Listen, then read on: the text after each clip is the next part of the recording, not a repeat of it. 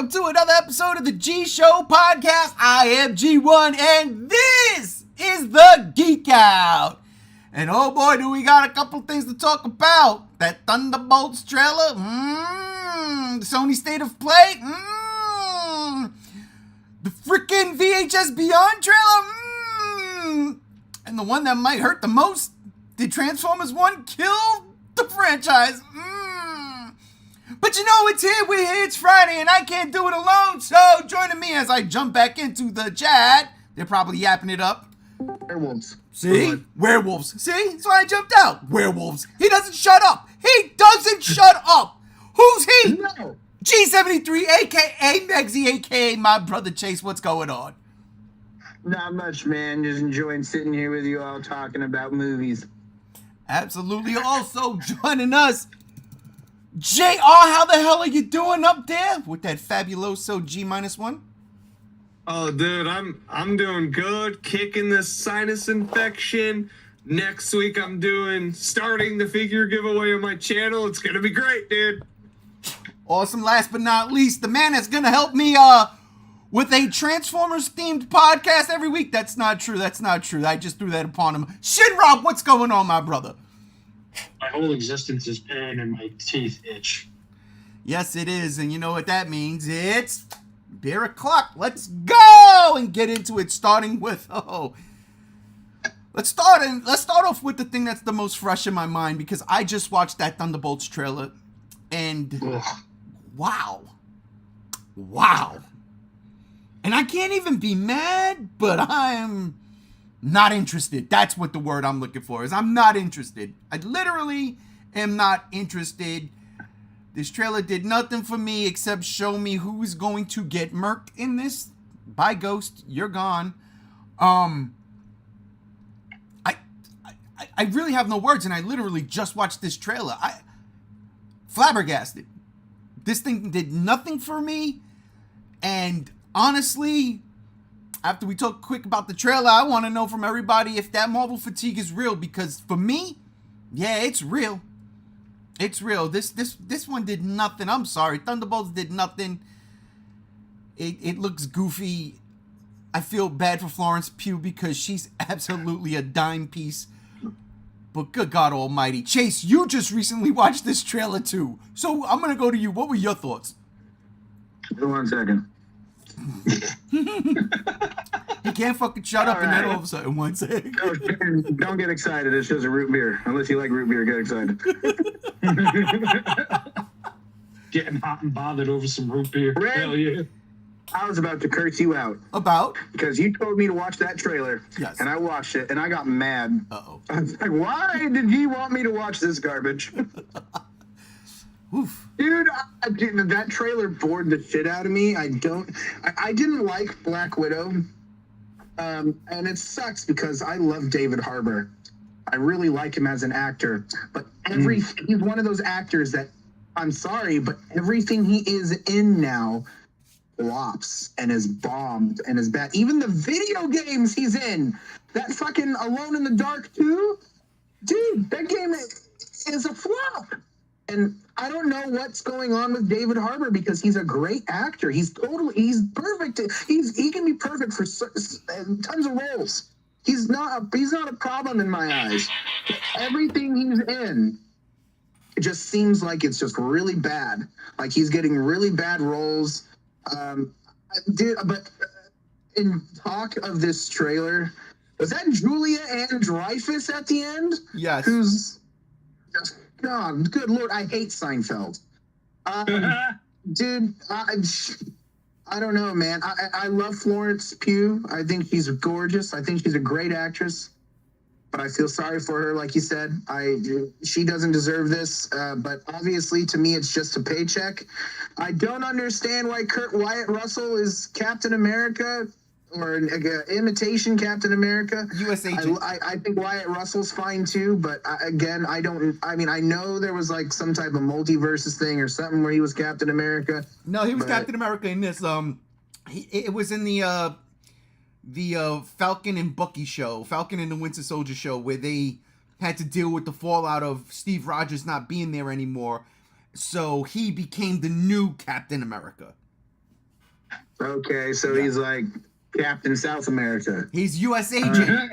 Captain South America. You know, again, I don't have problems with Wyatt Russell, but I just don't know. I'm just gonna, because it's dragging on. I didn't like this trailer. I agree. I've had Marvel fatigue for a while. I haven't seen a Marvel movie since Spider-Man, the last one. That was really good. But I can't even remember its name. Spider-Man and the two other Spider-Man. No Way Home. No Way Home. Yeah. I kind of agree. I think there's huge Marvel fatigue, and I'm sorry for people that deny it, but it is true. The franchise has run down and they lost their way, and Thunderbolts is a prime example of that. It just looks like garbage. It looks really dumb and boring. I feel like if I went and saw it, I'd fall asleep. But that's why I haven't seen Marvel movies lately, because they just all kind of have that coat of paint on them, and it's chloroform. So, yeah, that's my take on it. J.O., what about you? Bars. I don't like it. I didn't like it. DC's better. Deadpool and Wolverine, really good movie, and this is kind of like what they're following up with. It just doesn't do it for me, because it seems like where Suicide Squad was chasing Guardians of the Galaxy, this comes off as chasing Suicide Squad? Yeah. And I don't like that. Marvel, and well, here's the other thing. We're leading up to Secret Wars, right? Yes. What the fuck does this have to do with Secret Wars? I'm sure there's something, but I don't know. I have a question real quick. Yes. Was that one villain in Ant-Man? The one girl? Yeah, that's Ghost from Ant-Man and the Wasp. Yes. Didn't she die? Or did she not? Listen, no one's ever really gone. You know, I don't think she They died in brought that back movie. Emperor Palpatine. They'll bring back Robert Downey Jr. as Dr. Doom. But yeah. No, I don't remember. Honestly, I watched that movie when it first came out, and I never watched it again, so I don't remember if she died or not, but apparently not. I guess so. Rob, what do you think? Oh, wait. No, go ahead. Go ahead, JR. No, I was just saying, it feels a little uninspired, a little late to the party. I'm sure the fans of those comics are ecstatic, probably, but I really haven't talked to anyone recently since this trailer dropped that's really all about this movie. But, sure, it has its fans, and that's okay. DC's better. Oh, God. Rob, what do you think of the trailer? Why is a teaser trailer 3 minutes long? Yes, what the fuck, That's dude? true. This felt like the craziest recap to something I've never seen before. I was perplexed. I was bamboozled. I was Speckledorf, the whole 9 yards. Why is it 3 minutes fucking long? Dude, Why? the teaser trailer is longer than one of my figure reviews. What the fuck? Exactly. This is what I'm saying. But the sad thing about this movie is just that I really like this cast. It's filled with people I enjoy. Especially David Harbour, Florence Pugh, the whole 9 yards. Like, there's good actors in this. I should be feeling, bro, we out.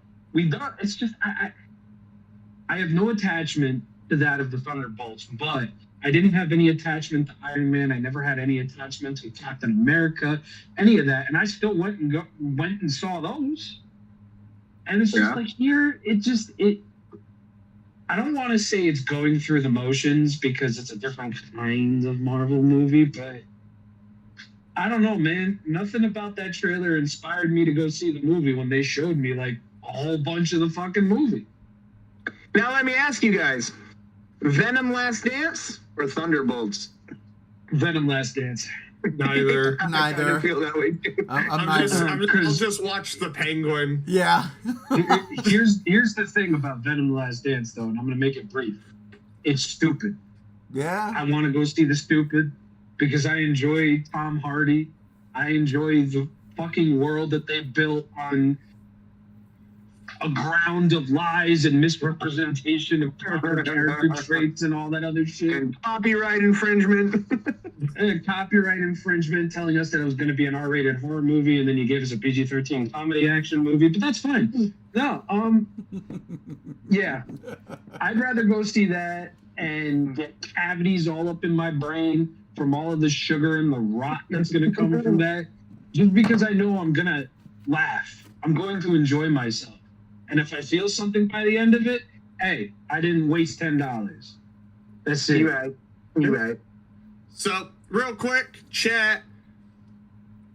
Nana. Everyone knows Nana. She's great. She's the wifey. Sends cats in a box. It's great. Cats in a box. Dawn says the last Marvel movie I watched was Endgame, and I just stopped because I lost interest. Fair. Fair. That's fair. Absolutely. It's a good place to stop too, except you should have seen Spider-Man No Way Home because Yeah. that is Deadpool the Wolverine, because that's just fun. I know Deadpool and that's what I wanted to bring up. Deadpool Wolverine, but real quick, I gotta give Rob props because what he said about a 3-minute teaser that he just saw a recap of shit he never seen. That's exactly what that trailer was. Oh Yeah. shit! It was a fucking recap. It's like, hey, if you didn't watch these shows or these movies, here are these characters. And what's That's funny great. is that when I saw it, it said teaser trailer 2, and I saw the time, like 3 minutes, I'm like, oh, that's weird. Yeah. I didn't really think too much on it and bring it to the attention. I'm like, dude, yeah, that's fucking right. So that's what, you know, Like, what the fuck are you teasing me with? The whole movie? and you still don't even know who they're going up against. That's the crazy thing. It's just, so I think I'll give him that. that's the hook, I guess. But at the same time, none of these characters matter. You know, like I shouldn't say that. I mean, because Florence Pugh being the Black Widow or new Black Widow or White Widow, whatever she's calling herself, a Bucky, Sebastian Stan is Bucky. That's always gonna be fun. He was actually fun in Falcon and the Winter Soldier. He was actually fun in that. But that show is boring. Like, it was fucking boring. David Harbour, honestly, and I hold no gripes with this, I liked his Hellboy. Dare I say the blasphemous thing? I liked his Hellboy more than I liked the fucking the whatchamacallit movies, the Del Toro movies. I did too. I just did. It was fun. And we're gonna talk Hellboy in a bit too. Oh God, poor Hellboy. Poor Hellboy! But not poor me, because that means I can watch it. I can watch it right away. I got words for that shit. Oh yes, we gonna get to Hellboy soon. But like, it's just it's a stellar cast. It's not stacked, but they've got the right people in the right places. We just don't know where it's gonna go, and that's the problem. You can't do that anymore, Marvel. To us, we've seen Endgame. It was called Endgame. That was the end. Then you did the Spider-Man thing, with Sony. You know what I mean? And Sony, we're gonna talk to you soon. We're gonna talk to you soon, Sony. Sony, get ready for it. Get ready. We're coming back. But it's just that it's just that there's nothing really hitting on Marvel's part outside of something that they acquired through the acquisition of Fox, which was Deadpool Wolverine. And that wasn't even really a Marvel movie per se. It was a putting to bed the Fox universe under the Marvel banner. I mean, granted, yeah, there was so many in jokes, and it's fun. No, I love Deadpool Wolverine. Believe you me, that's a buy. When that shit comes out on 4K, bought. Matter of fact, I think it comes out on digital next week. But Deadpool Wolverine was fucking fantastic. It was fun. It did everything it needed to do. But if this is what you're gonna follow this up with, what the hell is that? I hear a duck. Oh, my bad. That's my controller. Oh. I was like, it's a duck. What the hell? Is that a vibrator? Right? Listen, Man, I wish. I could use some stimulation. Especially Just after that talking about trailer. that Thunderbolts I'd trailer. say put my dick to I sleep. hear if you just put a fork in an electrical socket, that gives you quite the stimulation. I heard that. Been there, done that. Yeah, survived. my brother did that shit. His lung collapsed. It was crazy. But I digress. One, this was not it. And I don't know if Marvel thinks that this is the, with Deadpool Wolverine being the jump off, that it's going to continue on that trend and it's going to make, there's no way Marvel can think that this is going to break $1 billion. There's no fucking way Marvel think this makes $1 billion. Because I can't see this movie really making $750.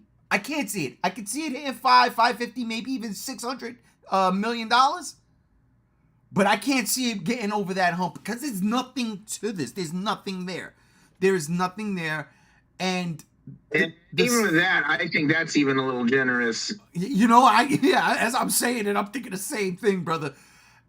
I just don't know. It's just not right. And again, Deadpool Wolverine did everything it needed to do. It did the right thing, and it brought the money. It gave closure to one and added Deadpool to Marvel. Yeah, and I think that's exactly what's it. It's that these characters just aren't the ones people want to see films about. Right. I think everyone wanted Deadpool and Wolverine. That's like the peanut butter and jelly, dude. And like everybody wanted that. And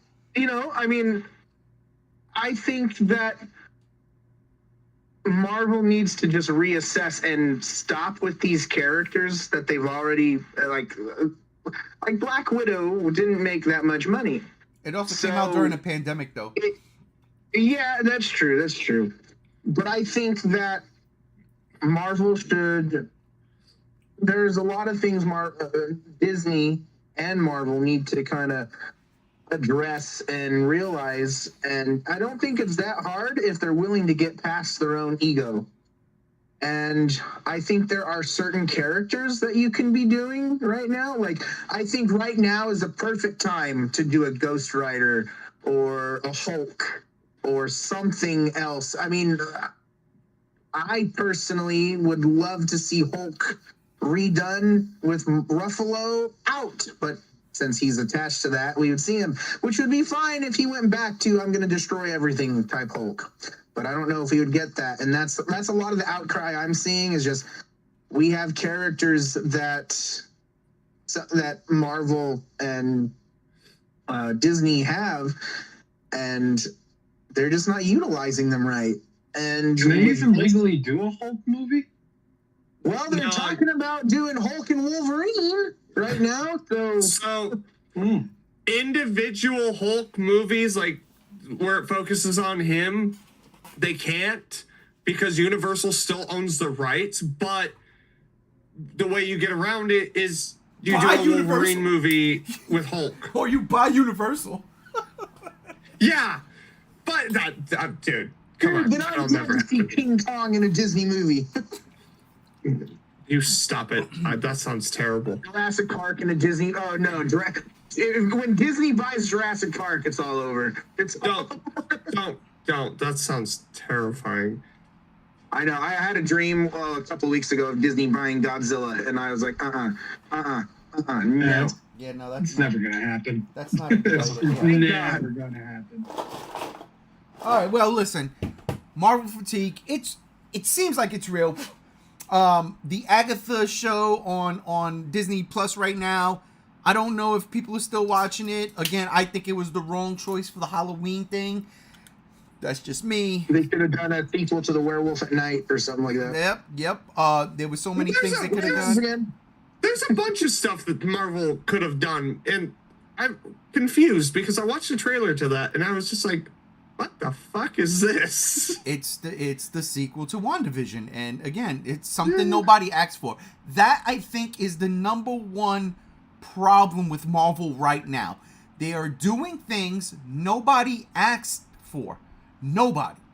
No. Hey, sometimes it does work, though. I mean, sometimes. Yeah, the fucking Werewolf by Night worked. But here's the deal with that. the reason why it worked, nobody asked for it, but it wasn't something that was a part of the main story. It was this offshoot, part of the Marvel universe, right? The MCU, that was just horror themed, and they did it for fucking Halloween. It was like, oh, this all makes sense. People watched it, people loved it. But when they're trying to continue the narrative like they're doing and nobody's buying into it, why is it? Because no one even knows, one, who some of these characters are. You can't make a fucking show about a villain that I swear to God, 80 to 90% of the fucking people watching WandaVision had no clue who that was. You're gonna go and make a fucking show? Like, and that's the thing. Nobody cares about this. It's not about the writing or whatever they are doing behind the scenes. It's, nobody cares about these characters. It's you fucking know what you whack. do? You ride the high of Deadpool and Wolverine. Just get Ryan Reynolds back. Do a fucking 7-day shoot and do like a fun 4 or 5 episode Night of the Living Deadpool. Something like that. That's it's not, Halloween themed. It's not gonna be it doesn't have 7 to be days. grotesquely violent, but it's cool. It's not 7-day shoot. That's fucking I 5 know. episodes. I'm thinking A Ed 7 Wood day stuff. shoot the whole episode. Yeah, exactly. But I'm just saying, like, you could have maybe they'll do it next year, but something like that, where you're riding high. Deadpool's hot right now. Like that movie's breaking records. Ride that high a bit, and I'm reading through the comic. It's fucking hilarious, and it doesn't have to be gory. It doesn't have to be vulgar. And there's so many jokes right there you could do with Ryan Reynolds and Deadpool. Every time he goes to say fuck, it's frick, and he's like, what the frick is fricking going on? You know, this is funking ridiculous. A little bit of Shaun of the Dead funkerific there. But, you know, something like that. Agatha, I don't know who the fuck that is. I don't know what this shit is. I don't care. And that's the It's problem. Batman. I like Halloween. And that's the problem. Terrible. And that's what rolls into Thunderbolts. And that's what rolls into the whole Marvel fatigue. It's not even superhero fatigue. It's Marvel fatigue. Mm-hmm. And that's a problem. Yeah. You can't say it's superhero fatigue because I'm diving even myself personally. I'm diving more into DC because DC's giving me what I like. May not be live action currently, which it's coming, and I start the Penguin show tomorrow. I'm terrible, but I want to watch first 2 episodes. But their comics, dude, I'm diving in where Marvel's like, a couple of things, but Deadpool, Wolverine, great. I don't care now. I don't care. Well, You had me and you lost me. well, let's see. They'll probably bounce back. I mean, it's the laws of averages, right? They could bounce back on like a certain franchise apparently, but we're not there yet. We're not there yet. And when we are, Yeah. Like Punisher. But speaking of franchises that seemingly ain't bouncing back, fucking Hellboy. My God. My God. Well, Fuck off. now here's the deal. Here's the deal what I think about Hellboy. Guillermo del Toro got it. Did 2 movies. They were good. They're fun, right? They're good. But nobody knew who the fuck that was. So if you're looking for, 500 million plus, it's not going to happen. A couple $100 million if that, right? No problem. Then they go, all right, Ron Perlman is, whether or not he could have still played, because I still think Robert Englund should be Freddy Krueger. That's so that, I'm not saying nothing about that. But some people say Ron Perlman and all that makeup, the heavy, so he's old, man. Should he do it? Does he want to do it? Let's get David Harbour. Why? Because he's hot, coming off the success of fucking Stranger Things. Let's get him. Okay, boom. Let's make this movie rated R. Gory, just like it is in the comics. All right, boom. Let's go balls to the walls. And a little bit of a quick thing. I've been reading Hellboy comic books over the last week. Some of them stories are fucking bonkers. They're fucking bonkers. And I dig the shit out of it. So I get where these things are coming, where these movies are coming from. I didn't read The Crooked Man, though. I haven't gotten there. But I thoroughly enjoyed that David Harbour Hellboy movie. It was exactly what I wanted, what I needed at that time. a superhero movie that was just balls to the walls bonkers, did not give a fuck, was gory, cursed, and yeah, it made no money. It made zero. So to find out that the next entry in the Hellboy saga, they were gonna roll that budget back, do a very small independent style horror film, and try to make it like an A24 or Blumhouse type of thing, where more is less, with a superhero? Interesting until I saw the trailer. Oh, hey, whoa. It looks every bit of the $5 they spent on that movie. Now, that being said, it seems it got so real, and you know what? I'm going to point some fingers over here. I blame The Crow. It got so real where they said, you know what?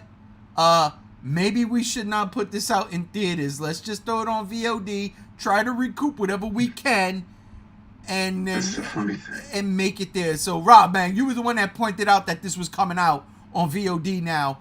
What was your thoughts on that? What's your thoughts on Hellboy, period? The whole situation. Guillermo del Toro's movies made me a Hellboy casual.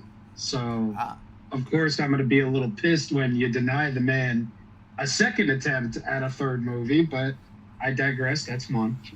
So, here's the thing about that Hellboy movie. It's either out or coming out in theaters in the UK. Only the United States is getting it VOD. Oh, shit. Yeah. So, I don't know what's going on there, but from the minute I saw footage of this, I'm like, yeah. Nah. Definitely not. And with every little thing I saw of it following, it's just like, dude, like, yo, I get it. You want to do this R-rated horror thing. You want to have fun. You want to do the specific thing. That's all well and good. But then you got people like me out there. The people who watch Del Toro's fucking Hellboy movies. And it's like, for one, we don't have closure.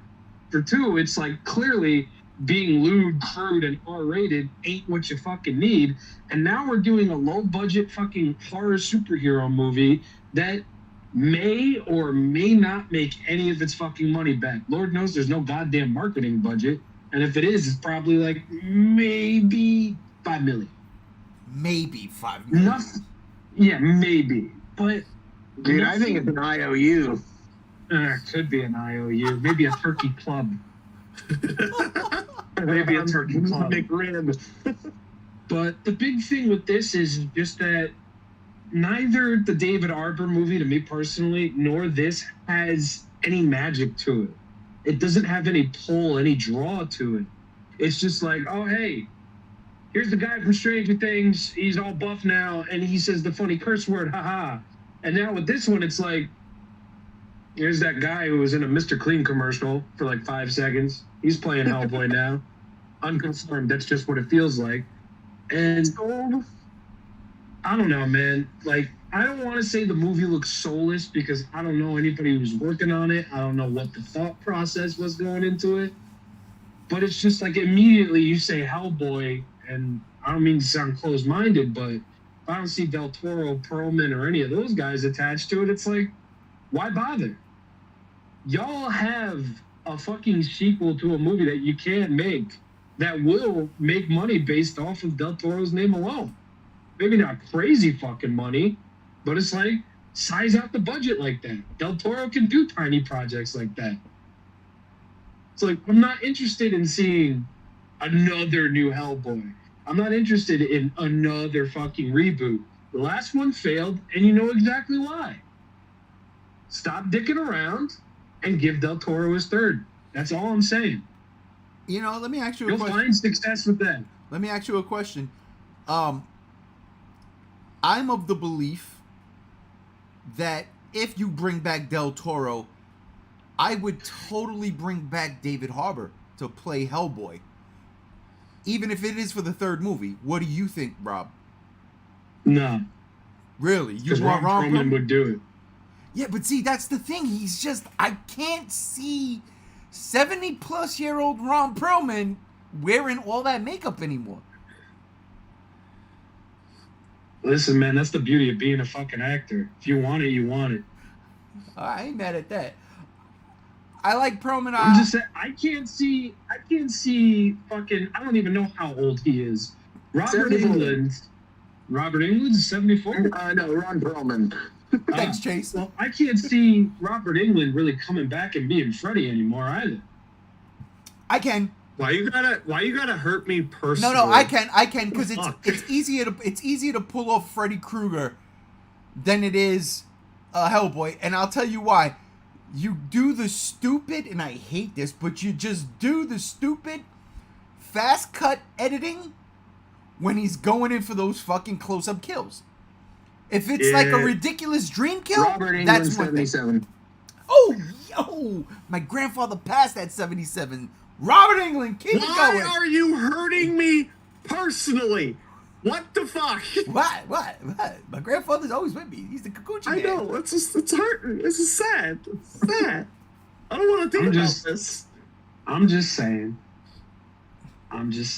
Ron Perlman is willing to do it. Robert Englund wants a check. Yeah. And I can't fault him for that. Because bro did the entire franchise minus one movie that we don't count.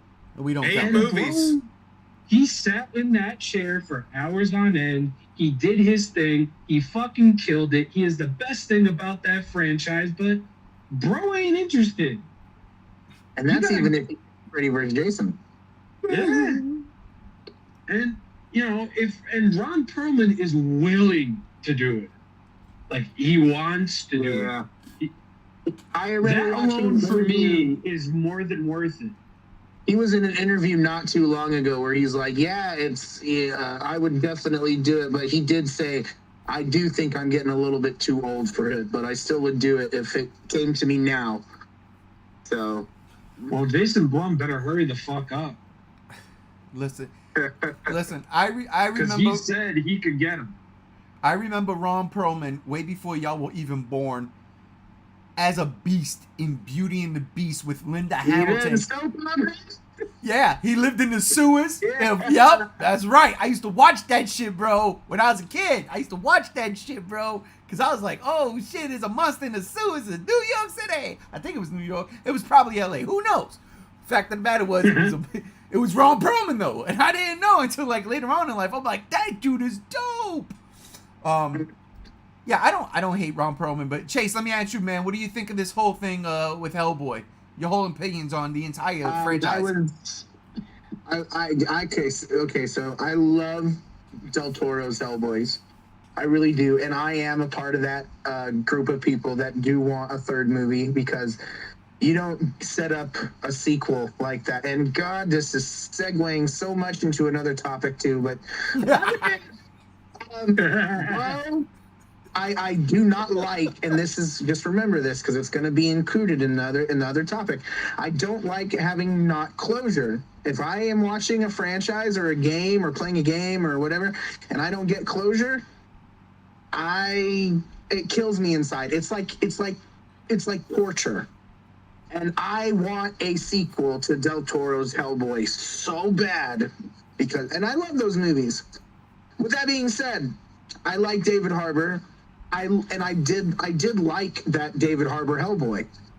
Did I think it was amazing? No, there was some stuff in it I didn't get, like the one comic character that shows up at the end, and I didn't really get that, but I thought that was just because I didn't read the comics, so it's a pass.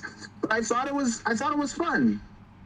Then when we saw the very, very like premature or sudden trailer for the Crooked Man that had no marketing behind it, nobody even knew it was being made. Nobody. I was like, there's no way this thing's making money. And I saw that first trailer, and I'm like, I don't know. I don't even know who this Jack Kelsey person is or whoever. I don't know who he is. I don't know what's going to be the attraction here.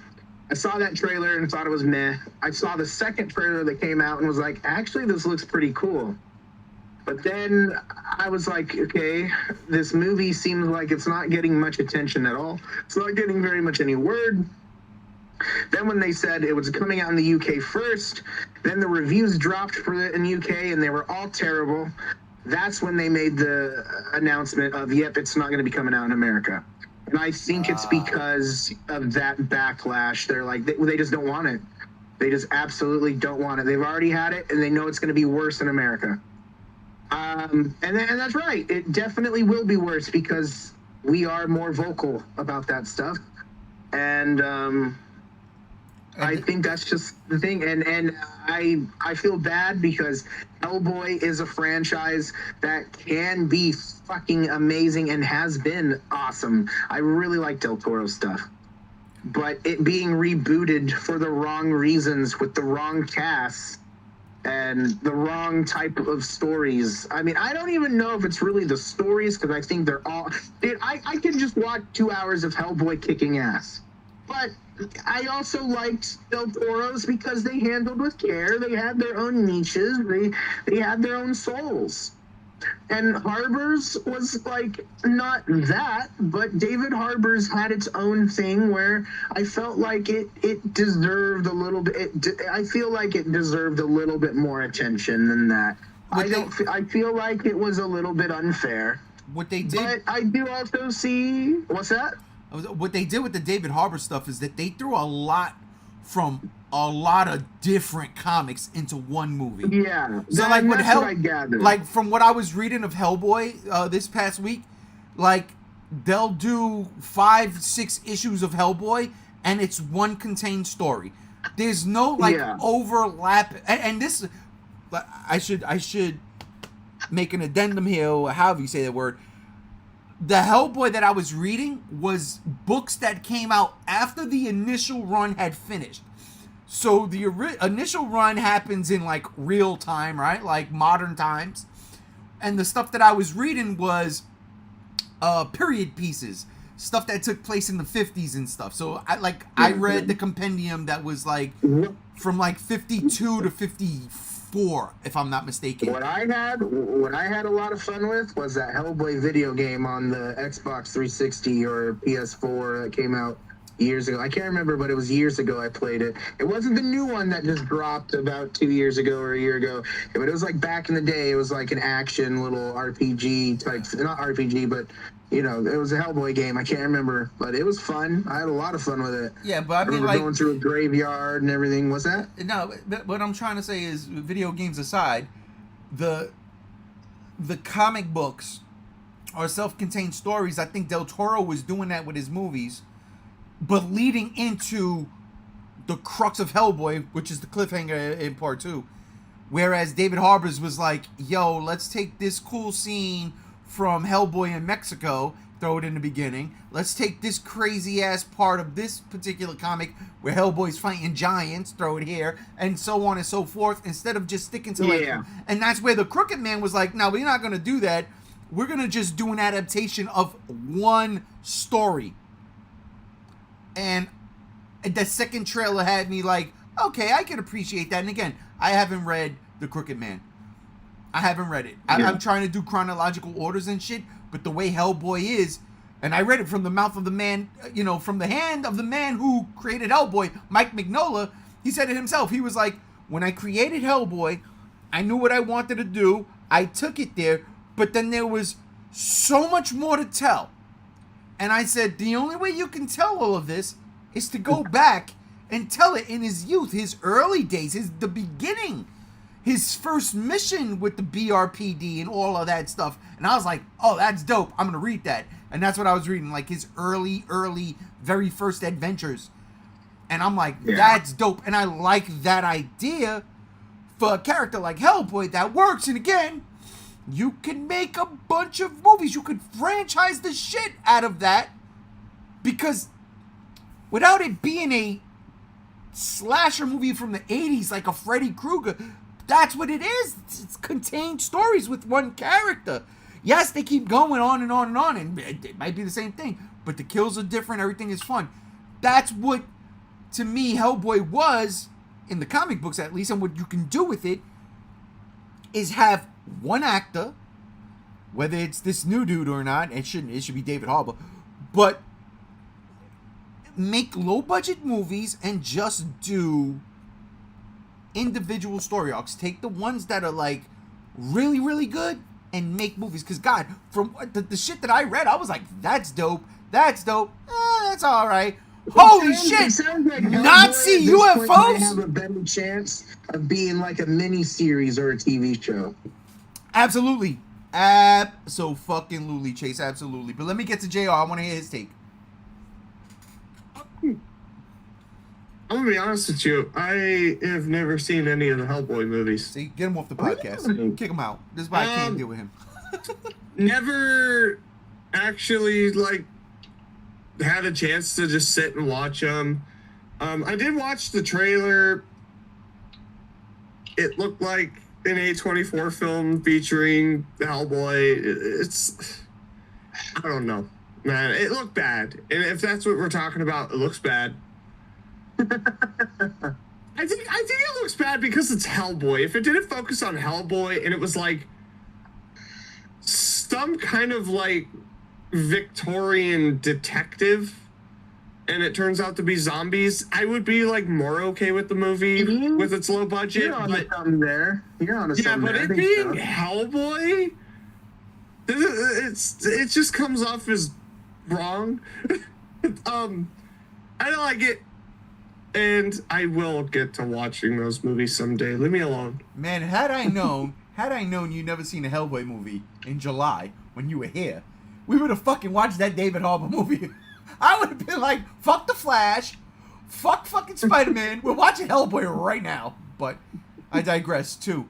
Let's move on to the next topic, because this one, I know for a fact, my brother Chase got stuff to say about it. Sony State of Play happened this week. I didn't even know that was happening. It just like popped up. The Tokyo Game Show, is it still happening right now? I know that was a thing this week. Dude, yeah, I watched it when it premiered, and it was terrible. It was so bad. What, the Tokyo Game Show or the State of Play Sony? The live, well, both, but the live broadcast for Tokyo Game Show, it was just 40 minutes of, there was one game in the beginning. It was Metal Gear Solid, and then the rest were just anime Japanese games. That's all they were. And then the rest of the stuff is all shown on the floor. They didn't show anything else. Okay, now They showed Indiana Jones all in Japanese, which was kind of funny. Now- but that's it. I think I done messed up because I should have remembered that there was an Xbox thing happening there. Did you see that? That's what it was. It was Xbox's partnership with Tokyo Game Show. And it came on at 3 a.m. because it was in Japan, and I was up at that time, and I watched it, and Phil Spencer came on and said, here, I hope you enjoy the show, yada, yada, yada. They showed Metal Gear Solid, then the rest Japanese games, then they showed Indiana Jones, and the rest Japanese anime games. Oh, shit. That was 40 minutes. Oh, God. That was it. Okay, well then let's forget about the Xbox and let's talk about Sony State of Play then. Jesus. Holy. Now, I didn't watch the State of Play. I put it on at the end where I saw like they're not bringing back, but they're releasing Dino Crisis onto like their PlayStation Plus. The paid thing, you gotta buy it. Yeah, which I guess it's cool, but it's not like a remaster or nothing. It's probably going to have, somewhat enhanced graphics. Yeah. But the big thing that they did say for last, which wasn't a PS5 Pro, thank God, $5,000 for that shit, was the brand new, it was Sucker Punch, right? It is Sucker Punch. Sucker Punch is... Yeah, Sucker Punch. Ghost of Tsushima 2, which I cannot wait to play because Jin Sakai is one of the greatest fucking video game characters of all time, and his story is finally going to be fucking completed.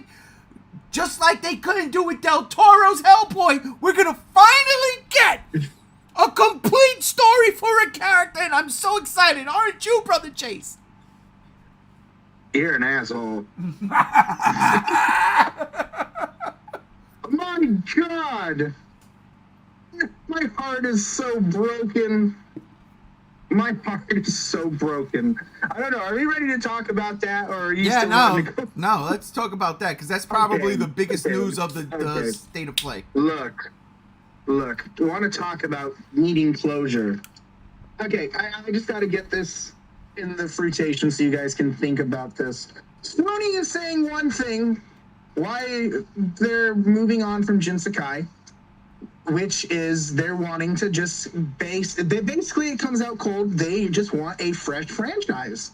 They want to expand on something that made money, but with a new character, new protagonist. I have a problem with that, and I'll explain why. Wait, this is coming Sucker from Punch Sony? this is what Sony said. Okay. We're getting two conflicting things from Sony and Sucker Punch. They're similar in their ways, but they're basically, it's seeming like Sucker Punch said they are moving on from Jin Sakai for one thing. Sony is saying they're moving on for another thing, and I disagree with both of them because, well, we'll just get into it. Sony said they're wanting to move on from Jin Sakai because they want to bank on the franchise and make a new protagonist. And they felt like there just needed to be more for this franchise. And yeah, unfortunately, with my head with that is even though I don't mind playing as a female character, this does come across as they picked that specifically because of how our culture is right now. Two, Sucker Punch came out and said they wanted to expand on Ghost of Tsushima being not being a sequel and making it their Ghost of Yotei with their protagonist just because they couldn't figure out how to expand Jin's story. And that's the one I'm most upset about. Because the game literally ends with multiple story expansions. You get Jin Sakai, spoilers for those who haven't played the game. Jin Sakai is basically at the forefront of Japan, the Shogun, hunting him down. You could definitely make a game about that. The second invasion of the Mongols also happens too. You can also do a story with that. There's also side quests in the game if you finish that when they end, they open up other story arcs. Like Tomoe, he fled to Japan. You can do a story with that. Noriko, the guy who's the monk who wants to avenge his brother's death and then starts relaying Jin Sakai as his idol because he's what the island is talking about. You could do a story with that. There were tons of ideas they could do for at least one more sequel to Ghost of Tsushima to expand Jin Sakai's story. And you're telling me you couldn't find anything out to do or figure out what to do with that sequel when the ending of the game literally is your uncle, whether you killed him or not, saying, the ghost will be hunted for the end of his days. It is my punishment, and that's why I have to kill you or I'll be killed by you.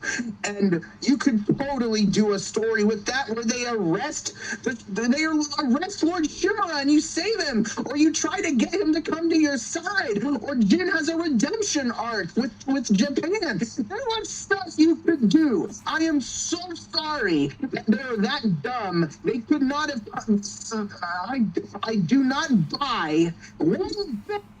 It wasn't because they couldn't come up with something for Jin's story. Even the relationship that was starting to spawn with Yuna and Jin as becoming a romantic couple, if you chose that, that is still a huge story plot point you could have done. There were multiple story things. Even Lady Mazuko had something. And then we can't even forget Ishikawa. He still wants to go after Tomoe. Dudes, there were things they could have done. I do not buy for one bit. It's because they could not have figured out what to do for Jin Sakai. There was so much more they could have done. You cannot tell me there wasn't anything they could have done. The Iki Island DLC, I'm not going to spoil it, but that was just, it doesn't have anything else other than it just highlights the fact that more stuff can still be happening. Thank you for not spoiling upset that, with by that the way. because it seems like this was a shoehorn. And look, I'm just going to be honest. I'm over it. I'm not upset about the protagonist one bit. I don't mind being a female in games. That's not the problem. But it does feel like Sony is on, I think, with even the process of Star Wars Outlaws. We're not there There yet. is this Sony wants to start making games. They want to bank in on female protagonists, and that's fine. Whether or not it's working for them or not is irrelevant. But I feel like this was definitely a decision to highlight the culture, and unfortunately, it's going to get a lot of backlash as it is. But I feel like it was. I feel like it's not. What am I trying to say? It's going to sound bigoted, and I promise it's not. But the thing is, it does seem like they wanted to fit an agenda for their sequel, and that's the problem with this. And they couldn't have had, I don't know. You could have at least done a sequel where it's Jin Sakai's daughter, but it's looking like you're his great-great-granddaughter in this one. But look, the point is being made is that there are conflicting things with this game. And it's just irritating to me that they're saying they couldn't have come up with a sequel to Jin Sakai's story. I wanted that closure. That you didn't even establish a hero at this point. He becomes the ghost at the end of the fucking game, where he just now gets the name for himself. He's now building into this character. You don't even give him a sequel to explore actually being the ghost? Come on. The Ghost of Tsushima. Where's his reputation? It just started. And they're not giving him that closure? Bullshit. I disagree there. I disagree there. He was the ghost No, the entire... you're wrong. I'm sorry. He was it the just ghost... fucking started. No. He was the ghost from right after the fucking prologue. He's a ghost, pretty much, when you because go he was into left the fucking for dead. island of Ariake or whatever, he fights the Mongols with the town he's helping in the middle of the act. Right towards the end of the game, that's when he is fully has the full reputation of the ghost. That's even why there's a reputation system in the game that says you are now the ghost of Tsushima. Yeah, but that's the whole. No. The whole That point is is the story plot building. point. That is exactly what happens. Jin Sakai just got the reputation of the ghost at that fucking point. You can't argue with me with that. I can, and I will. will, because then, beat the game. then why would you call it? Why would you never call beat the it? game. Why would you call No, it no. Ghost of Tsushima then? Why would you call I it? was gonna finish it. Wait. But then I just didn't. And then I got the PS5. Why would you call a game then I like just- that? Why would you call the game like Because it is that the Ghost? point. It is the storytelling of how he becomes the ghost of Tsushima. I don't and know. you were following that story. And at that point, when he puts on the armor set and it puts on the Someday suit I'll finish and liberates the kingdom and One the day. town, and he becomes fully the ghost of Tsushima at that point towards the I'm gonna end. go. Hold on, you know what? You know what it He is? just to build that reputation. And let me finish. No. The I point built is, my reputation. if there was definitely a sequel to this fucking game that could have happened, and you don't do it, it I have a does not. sequel. Stop it, JR. I'm serious. The point is this game definitely set up something to be more, and it's not getting its deserved sequel or continuation. And instead, we're getting a game called The Ghost of Yotei. Fine. But don't tell me it's nothing. It's because they couldn't do anything more with this game. I've played that game 30 fucking times. Platinumed it 30 fucking times. That game meant a lot to me. It was what killed Last of Us Part 2 for me. Last of Us Part 2 sucked, and I was bleeding. I picked up Ghost of Tsushima and was like, yes, this game is better. And I was living in that game for months and years. You know when what's it came funny? out. You know what's All of funny? COVID and everything. That game meant so much to me. I love that story. I love the gameplay. I have fun with it. My horse Kage. Oh, I'm so sorry, Kage. Look, the point is, the Ghost of Tsushima game was great, and it led off to have a sequel. Whether or not not even whether or not. If you played that game, it literally has an opening for more. With Jin Sakai, it has so much more, and they're not going with that. But the reasoning they're saying it for is because we couldn't figure out what to do with the character. No, that's bullshit. Absolutely bullshit. I was the Ghost of Tsushima, but I realized why I was the Ghost of Tsushima, because I got the director's cut, so I had like the final armor right off the bat. So I was the ghost.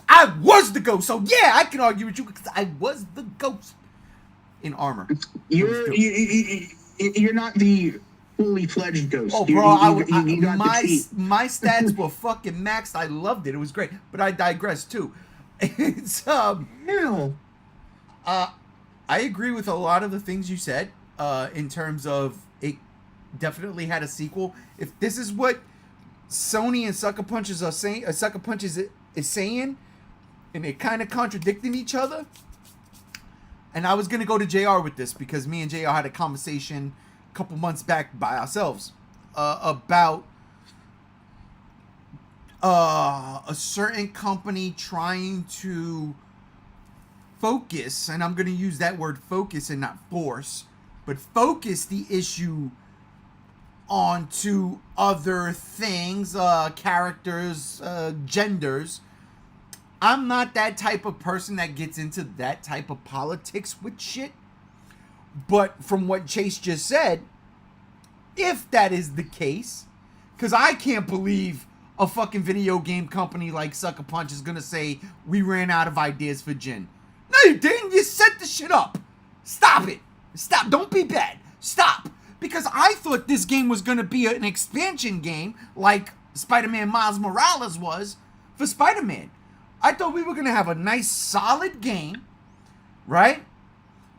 To hold us over until the next installment of the franchise, the legitimate 20-plus hour game comes out. Yeah, give me 10 to 15 hours of this until I can play 25 to 35 hours of that. No problem. No problem. That's what I thought this was. And honestly, I still kind of, with an inkling, feel like it is. But then I did see something earlier today where I was like, oh, that's a sequel. They squashed that. Yeah, they did. I was like, ooh. But JR. Yeah. What's your thoughts? Well, I never beat the original Ghost of Tsushima. I know I'm terrible. Look at his head. For real. I've been planning on getting to it. I just I'll go back eventually. In November. Pushing everything off to November. Anyways, it's a fun game. It's great. I watched the trailer to the sequel, and I'm just like, I don't know what the fuck's going on. I get to play as a cute Japanese girl. Sign me the fuck up. I'm all about that shit. Other than that, yeah, no, I don't know if it's forced, blah blah blah, to check a box. I don't know. Another company seems to have done that, and it was announced this week that they're going bankrupt. We're getting to that. That's next. Yeah. So, but this, I don't know. I don't feel, just seeing the trailer, I don't feel anything like that. And we never know. It's a teaser trailer. It could be a continuation. It could not be a continuation. I don't know. I didn't beat the original game, but it takes place 300 years after the first game. Well, that's okay.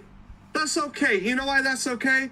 Because the 1970s is a great place to have a samurai. I don't know the timelines. I'm not even going to pretend. 1600. Listen, I'm fine with it. I like the first game. I'll end up beating it.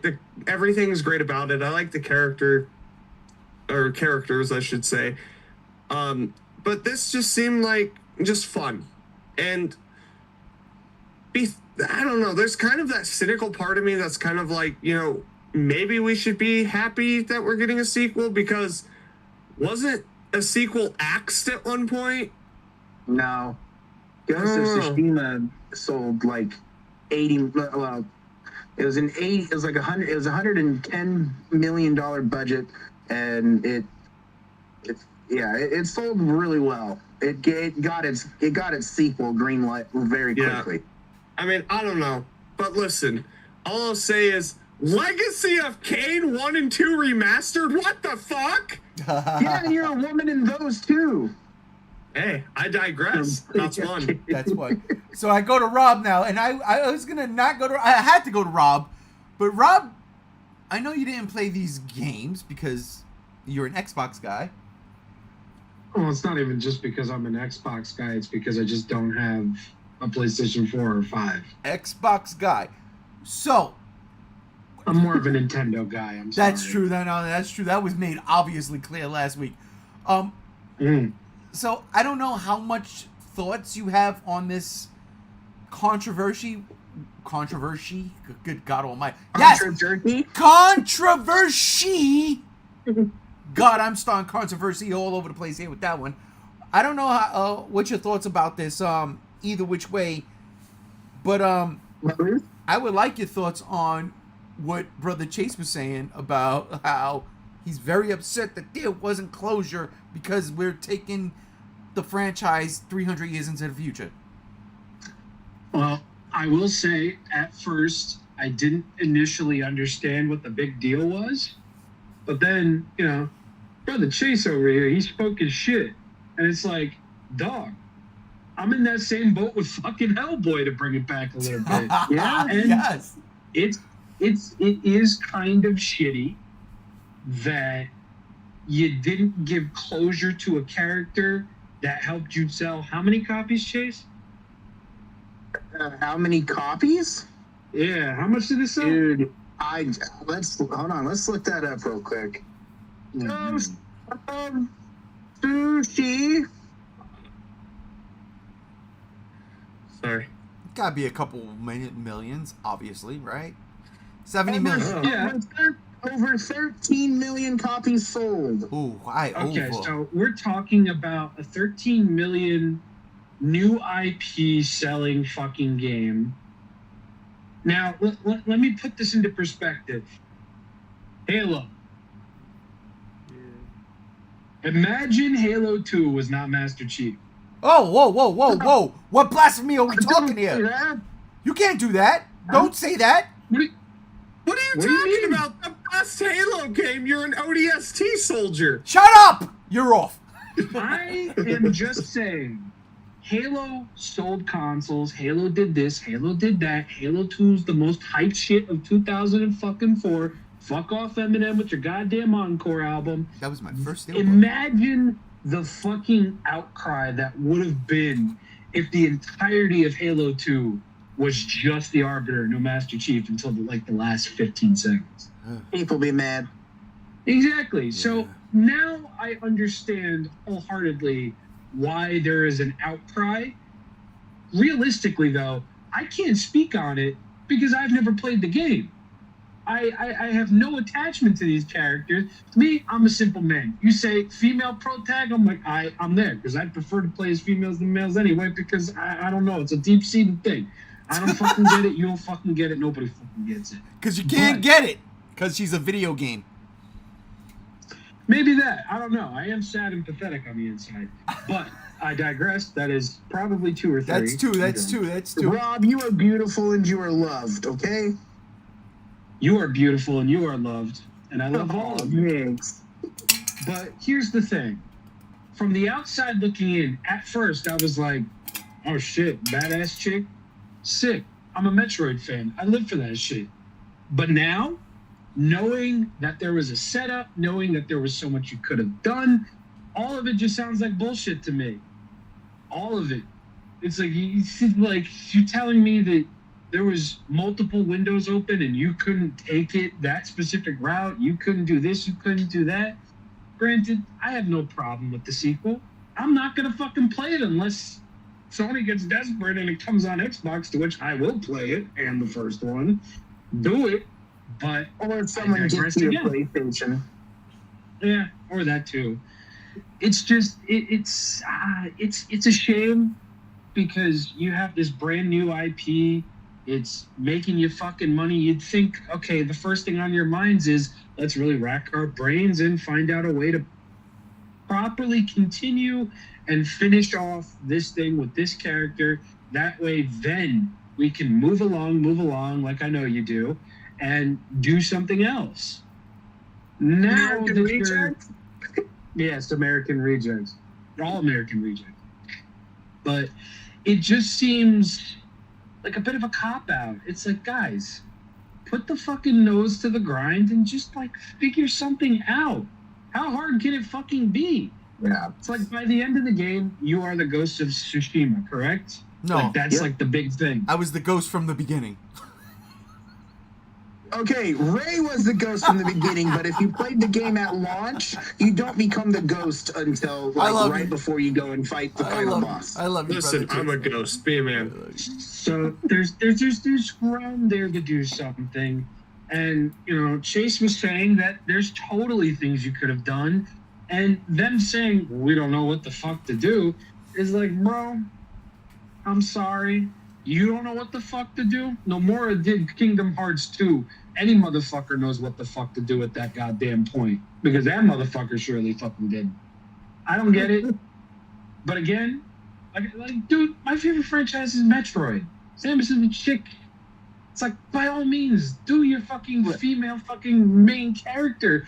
But don't leave your prior main character completely, like, in the fucking blank. Yeah. Because I'm seeing the negative effects of this already. Of people, like, fucking calling the voice actress out because she's gay, because she's a chick, because she blocks people for being shitheads to her and everything, and they're treating it like a fucking crime. It's like, dog, don't do that shit for one thing. And Shit, for another, wait. just... The game's not even out yet, and they're doing that? Oh, It's terrible on Twitter. Fuck. This is why I don't Yeah. tweet. This is why I don't tweet or X or whatever. I don't do that shit because it's stupid. And again, It's fucking ridiculous. and again, I have no problem being a female protagonist. I'm straight. I like that. I don't mind. But and I know that was kind of insensitive, but still, the point is I don't mind being a female protagonist. I love the Tomb Raider games. I love in Baldur's Gate. One of my characters is a girl and everything. That's not the problem. The point is, though, is that you are telling me that you set up you clearly set up a sequel to continue a character's story, and you're not doing it for what it sounds like a specific agenda by Sony's wants, not the company's, and they either threatened you or gave you a paycheck to go along with it, and that's what bothers me. And it's just you didn't give this character enough time to become what he was supposed to become. Chase. And that's what I have a lot of problems with. Chase. Is just that. You just established this guy as a character, as an IP, as a new fresh IP, a new character that people can come to love, that you can expand on. And a very beautiful game with tons of art that is, in my opinion, a staple point of how games should be made in storytelling. And it's beautiful to look at. And that's the thing. Ghost of Yotei still looks beautiful. It's still Ghost of Tsushima in my mind, but bigger, just with a protagonist that's not Jin Sakai. Chase. And again, I just... Everything you just said, you know what that reminded me of? What? How Alien Romulus should have been. There was a movie there. You had it. You set it up. We're getting a comic book of Yeah, that movie. and that was the whole thing. It was like, wait. What you're saying is Disney. You set us up. You fucking set us up, and you dropped the ball because you want a comic book to be read. You sons of bitches. Let's talk about Ubisoft. I bet when that Sony TV show, that Sony series show that comes out in December, when they're doing all the short movies of their games, I bet you that's where Jin Sakai is going to get his send-off, because he's in it. Oh, and I think that's what we're going to see. Oh, I didn't know that. I just watched the trailer for that and realized what that show was. So I was like years old when I thought that show, I swear to God, I thought that show was like the developers talking about the games. And every time y'all talked about it, I was like, I don't give a fuck about that. It's just episodes of their characters doing shit. Yeah, and the best part about Which the is whole really fucking weird, thing, because I don't know why Kratos is in some type of Victorian-looking city, but because we'll see. he's probably dreaming, or he's probably whack version of God of War. No, he's going through a portal and he gets lost. Yeah. Which, in all honesty, I think it would be cool to see Kratos in modern time. Just people are like, "What the fuck is this guy?" And he's just killing everything. No, the best part about that whole series is it's from the creators of oh my god, Love, Death, Robots, and Yeah. that is my favorite Netflix That's pretty shit. fire. That is my favorite Netflix shit. That anthology is my favorite anthology I've ever seen. I love that shit. Like, I got 3 stories lined up that I would love to submit to them because I love that. So when I saw that this was actual stories from the video games and not the developers, I was like, what? But I digress. 4. Let's talk about Ubisoft and this liquidation. Ultimately, just what I want to finish off with that. No, we finished. It's over. Jin is done. Jesus Christ. Although I have my issues with Jin Sakai not continuing, I still am looking forward to this game now that I've calmed down. I do think it looks beautiful, and I think it's going to be fun. And I mean, as much as I'm heartbroken that this is what has happened, I'm here for it still. All right. You know what? You know who else is heartbroken? The French. The French. They're very heartbroken right now. French toast? Because Ubisoft is apparently bleeding money at such a fucking rate that they're looking to liquidate assets. And that is a crime because Ubisoft has been around for a very long time. Rob, by the way, I just want to also point out, I got to shout this out, the whole Metroid Samus thing. She was the second holy shit moment after Luke, I am your father. Because it's revealed. God damn, really? Well, I think so. You don't think so? Why not? How did you know when you were gonna? I didn't know you were going to place it right after Luke, I am your father. That's huge. What else would be in between there? Right? Like finding out you're playing as a chick the entire game, that must have made a lot of Gen Xers mad.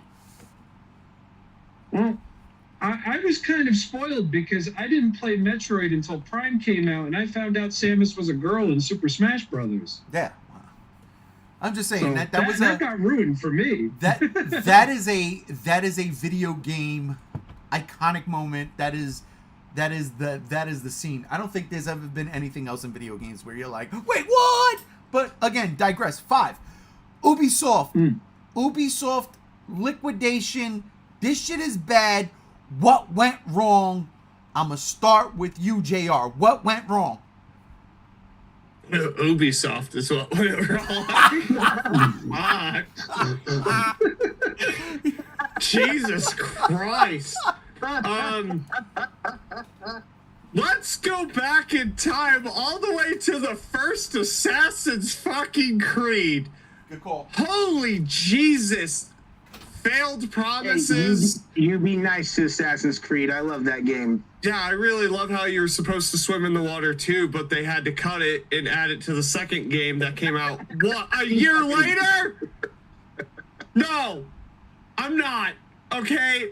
Broken promises. Sensing a lot of personal hostility going on here. I have a deep hatred of Ubisoft. Not to say that all their games are bad. Steep is fun, and Raiders Republic is fun. Hey, JR, if you can't swim, it's okay. Just say so. I can fucking swim. What are you talking about? I go fishing. I have a boat. Well, no, I sold my boat, but I digress. That's 2. But no. Ubisoft, they're a company that thinks they're setting trends while chasing trends, but not realizing the trends they're chasing aren't trends anymore. Hear me out. Everyone loves Assassin's Creed 4 Black Flag, right? Like, pirates. It's great. It's alright. It's a 5 out of 5 fucking game. I'm sorry. Pirates, Assassins, it's great. You get to customize your ship. It's awesome. Then they were like, oh, we're going to do like a spin-off called Skull and Bones. And that was in development for Jesus fucking Christ. I've seen stars die faster than that game was in fucking development. Like, Jesus, holy fuck. You know how many Godzilla movies we got before that fucking game came out? Holy shit! And then it comes out, it's a buggy, live service riddled mess. Live service games are on the out. We won. We won. There's some games, you know, they're doing the season passes and shit. But as a whole, we won. The war is over. The live service shit doesn't work. Concord has 100% fucking proven that. But then you have Ubisoft that looks at these failing games and says, "Oh, don't worry about it. We'll just do it anyways." Skull and Bones crashed and fucking failed. So what's next on the docket here? Oh, we're gonna have the next installment of the Assassin's Creed franchise. Holy fuck! We're gonna be samurais in feudal Japan. We've always asked for this. You guys, I'm not that guy. I'm not that guy. But I'll just say it's not what I wanted. Not even remotely fucking close to what I wanted. And then it's, you know, nothing lives up to the promise with them. Now, again, I will say, Riders Republic is a badass fucking game. It's an Ubisoft game. It's one of those games I just want to go mountain biking and then fall off of Peter Jackson's King Kong is a badass Ubisoft game. Oh shit, Yeah. good call. But I'm talking about recent, right? That's a badass game. It's fun. I'm going to be upset if that shuts down. Steep, great game. I'm going to be upset when it shuts down, but I don't even fucking play it anymore because Riders Republic is just better Steep. And I just think them just blatantly not listening to the fans and then the stupid shit they say. Gamers are going to have to be comfortable with not owning their games. The fuck? What? Did I say what crack pipe were you smoking last weekend? Because I'm bringing that shit back. What the fuck is wrong with the French? What the fuck? They do everything wrong. It's all backwards. Ubisoft. Live service games are on the out. You're doubling down. You're shutting down your games. You're removing them from storefronts. It's fucking ridiculous. Ubisoft, you used to be a fantastic developer and game designer. What happened with Beyond Good and Evil 2? They've been talking about that shit for 15 fucking years. You know, half the lifespan of Skull and Bones. At least that came out. The last you've heard about Beyond Good and Evil actually is that it got scrapped. Oh. Whoa, after all of those E3 press conferences with the developers, original creators, freaking out on stage, wasting money. Ubisoft, listen, fuck you. I ain't mad that you're fucking liquidating. I ain't fucking mad you're shutting down because you don't give a fuck. You don't give a fuck about games. You don't give a fuck about your fans. You don't give a fuck about consumers. You are worse than EA. At least EA listens sometimes. That's why we don't have microtransactions in Star Wars Battlefront 2. They listen. You don't. You double down. Fuck off. I'm done. My blood pressure is getting up. I'm getting angry. We can't My let him face is have. red. He had a heart attack earlier this year. Rob, what are your thoughts about Ubisoft's liquidation? Apparently, Well, good. Fuck you. Give Yeah. Rayman to fucking Nintendo or Way Forward. That's all I fucking care about. Y'all motherfuckers have been circling the drain for fucking years now, and now it's just coming to fruition. Granted, I don't want people to lose their jobs or nothing like that, but if an example needs to be made, you might as well make it with a company like Ubisoft, because EA Yeah. ain't going anywhere for a long fucking time. That's facts. I'm sorry. Yeah. But Ubisoft, it's just like every other like fucking release schedule. There was something that they were doing wrong. There was something that they were doing that was scummy. There was something that people didn't like them doing for more than just them being, you know, fucking bitch and moan artists. There was a lot of very valid complaints with a lot of the things that Ubisoft has been really dancing alongside of the last couple of years, the last decade even. And it's like, if this is where you're going after this, like, bro, I'm sorry, but I don't feel any kind of, like, you know, fucking guilt or sorrow or anything if you guys end up calling it quits. And that's a shame because y'all gave me Rayman. Y'all gave me Peter Jackson's King Kong. Y'all gave me part of my childhood. There are games that I cite as some of my favorites, and they're made directly by Like you. Splinter Cell. Oh, yeah, Splinter Cell. I completely forgot about that. Ghost But- Recon? Like, Dude, yeah. Yeah. it's- Nobody's talking It's a about Far shame. Cry. Come on, Far Cry. Far Cry. Yeah. I love Far Cry, but the past couple of games have just been the same thing since Far Cry like 4. True. See, I never got into Far Cry. It's like I like Blood Dragon with Michael Biehn. That was shit was great. fucking fire. That's great. That was peak. That was perfection. It And was all unique. that shows me exactly. It was extremely unique, and it's like the worst thing about Ubisoft going away, possibly, is just that one inkling of creativity that didn't come off scummy or just like otherworldly, just completely just fucking out of tune with the modern day. Like that's gonna go away, and that sucks. But it's like, my guys, you were fucking practically begging for this to fucking happen. How do you take Star Wars and make a game that people have essentially like been wanting for a while? And how do you fucking make it flop so fucking serendipitously? Like, bro, that shit played out like a goddamn Tim Burton movie.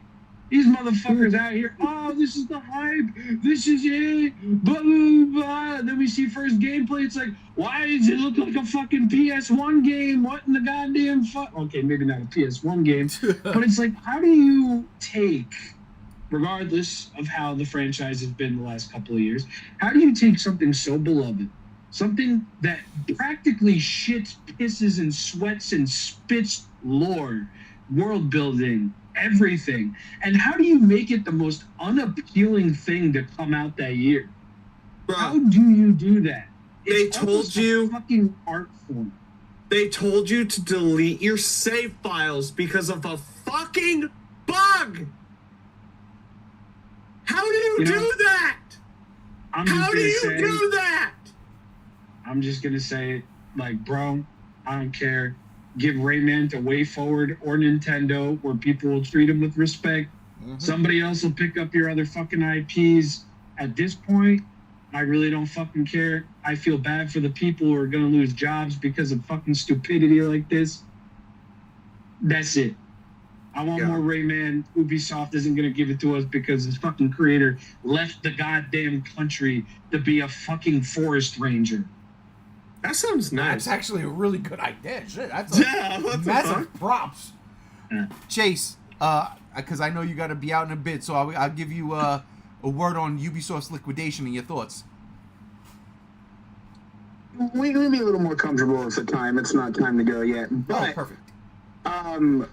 look, my favorite YouTuber, shout out to Luke Stevens. I've been listening to him talk about this whole thing since it started way back when Star Wars Outlaws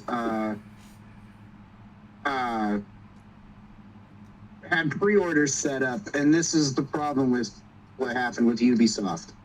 One is Skull and Bones being like a lot of $1 million, more than $400 million for that game. Jeez. Dude, they reboot it 6 fucking times. Yeah, Skull and Bones was a lot of fucking money, and they were labeling it as a quadruple A game, which is, or a couple triple A game is what the guy was saying. Look, the game was just lackluster, empty, and dumb. But the problem with Star Wars Outlaws is the first thing that happened was when they put out those pre-orders, people saw that there was a pre-order for $109 that included a bonus mission that was locked behind that money that you could not get. And people were very upset, saying, like, you're making us pay $109 for an extra mission just because you want our money and extra pre-orders. And that's what killed Star Wars Outlaws. Not only that is also what also killed it was the fact that Ubisoft put out a game that ultimately was so broken and buggy that when you did a stealth kill on a person, your character would warp with that person into another section of the map. And then if you're doing a stealth mission and you do a successful stealth kill, you warp in front of your enemies and they see you. So you're not stealthing anymore and you fail the mission. There was a lot of bugs broken and just filled into this game that killed it. And they couldn't. The problem is they put out a broken and buggy game that people didn't like. That's all Ubisoft's fault. The other thing is with Assassin's Creed Shadows, which is the newest one. I'll just do a speed run into it. It is a game that focuses in Japan because of Ghost of Tsushima. They wanted to go off that high. That's not true. This game was actually in play for quite a while, but put on hold. Yeah. But the problem is that they wanted to go and be accurate with real Japanese lore, and the one character, Yotei, who is the male character, is black, and he was a real person in the history of time. That's not the problem. The problem is that they're trying to say he was the real first black samurai or samurai, and I don't know exactly full of it, but the problem is their representation of the character is very racist and very very inaccurate to the lore. Not only that, they have Japanese lettering and signs that are actually in Chinese. Oh no! And No! they have Yeah. This they have, game's bad, dude. like it's so bad. Like when you play as the main character, who's the ninja, and she goes to kill people, you get this very beautiful Japanese-oriented music. But when Yotei fights, you get this like dubstep rap. You're And lying. people are like, You're wow, like lying. You're lying to me. No. That is one of the biggest backlash. That's what you get. You get this very controversial shit. This is what I so mean. People in Japan, hold on, JR. People in Japan are saying, look, you are misrepresenting us as a culture, and it is bad, and we're trying to get you to understand what you're doing is wrong. And Ubisoft basically came out and said, well, even if we're wrong, you're still going to play our game. So here's the thing. Pre-orders have been... Hold on, JR. Yeah. Pre-orders have been so bad for Assassin's Creed Shadows, they almost are thinking about maybe canceling the game. And now with this board meeting that has happened, they are in emergency mode. When you have this liquidation mode, that is basically the next step before bankruptcy. And that's why the game now is not coming out in November. It's getting pushed back to February to hopefully gain more pre-orders and maybe give them time to polish the game to make it look better. But we all know how Ubisoft is, and it's not going to be that way. And that's where we stand, is Ubisoft just doesn't know how to take care of their games, their customers, or their employees. And they just don't know what they should do professionally anymore. And ultimately, it gives us games that are broken, buggy, and pathetic, and money-grubbing. So it's all Ubisoft's fault. And if they go under and go bankrupt, I'm actually glad, because I'm tired of seeing Assassin's Creeds every year that look like shit. Because I loved Assassin's Creed, and then it got too much saturation in this. So, All right. you know what, Ubisoft? It's all on you. Shame on you, Ubisoft. Wasn't there a game that came out recently that was a Japanese feudal Japanese game? Shit. Rise of Ronin? Rise of Ronin. Who made that? Yeah. It was a third-party developer that just came out. It was someone we've never heard of before. Let's see. And you have a third party, who we've never heard of, make a game like Rise of Ronin, right? That to me was aping off of the success of Ghost of Tsushima, right? Yeah. Or even Sekiro. It's okay. Even though It's Sekiro okay. is more of a Souls game. This liquidation thing about Ubisoft is crazy, because I'm like, and first off, I had no fucking idea that they were doing that with the Black Samurai. I am a fan Yeah, of dude, Black it is, Samurai. it's embarrassing. I'm a fan. Just go watch Afro Samurai. I mean, that's one of my favorite things ever.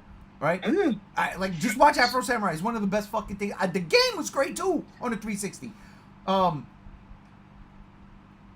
But if they were really doing hip hop or dubstep when they were, that's insanity. That is insanely racist. Like, It's insanely disrespectful. And this is what I'm seething at the fucking mouth, because every other Assassin's Creed game treated the countries, the time period, with such respect. What the fuck just happened?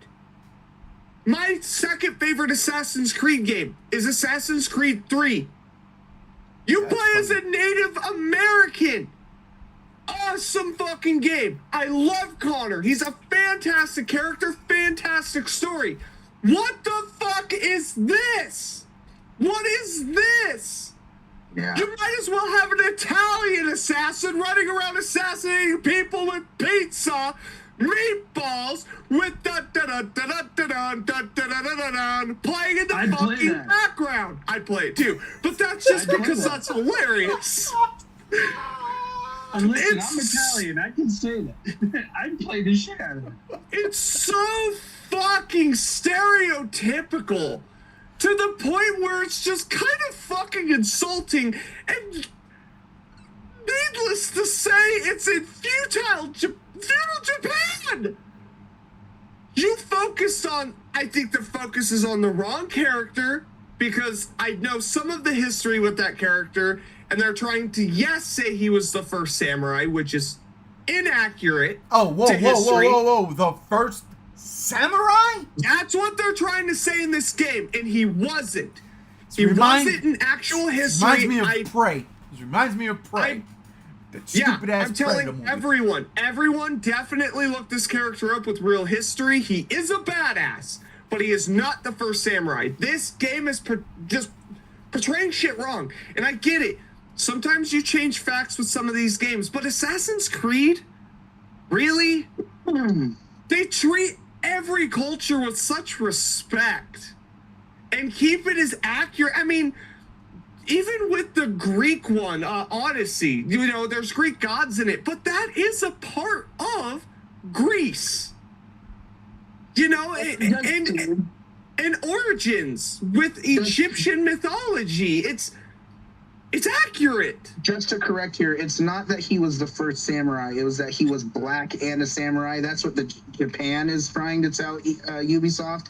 Yeah. Ubisoft is trying to say he was the first black samurai, but there's a lot of misconception with that, and Japan's being like, no, you're still wrong, Ubisoft. And they're almost coming to the point where they're saying it wasn't even like he was a samurai. It was that he was bought by a slave trader in Japan or something like that, and then that person taught him how to fight and stuff, and they trained him how to fight for faction reasons. Yeah, I'm uneducated on it to really give the full rundown, but I know it's not because he was the first samurai, especially because samurais were around in the 1200s, and I think AC Shadows takes place way later. Somewhere Tom Cruise is spinning in his spaceship. Motherfucker. If you get that reference, you've seen The Last Samurai. Yeah. Look, all I'm trying to fucking say here is, I think the focus is in the wrong areas.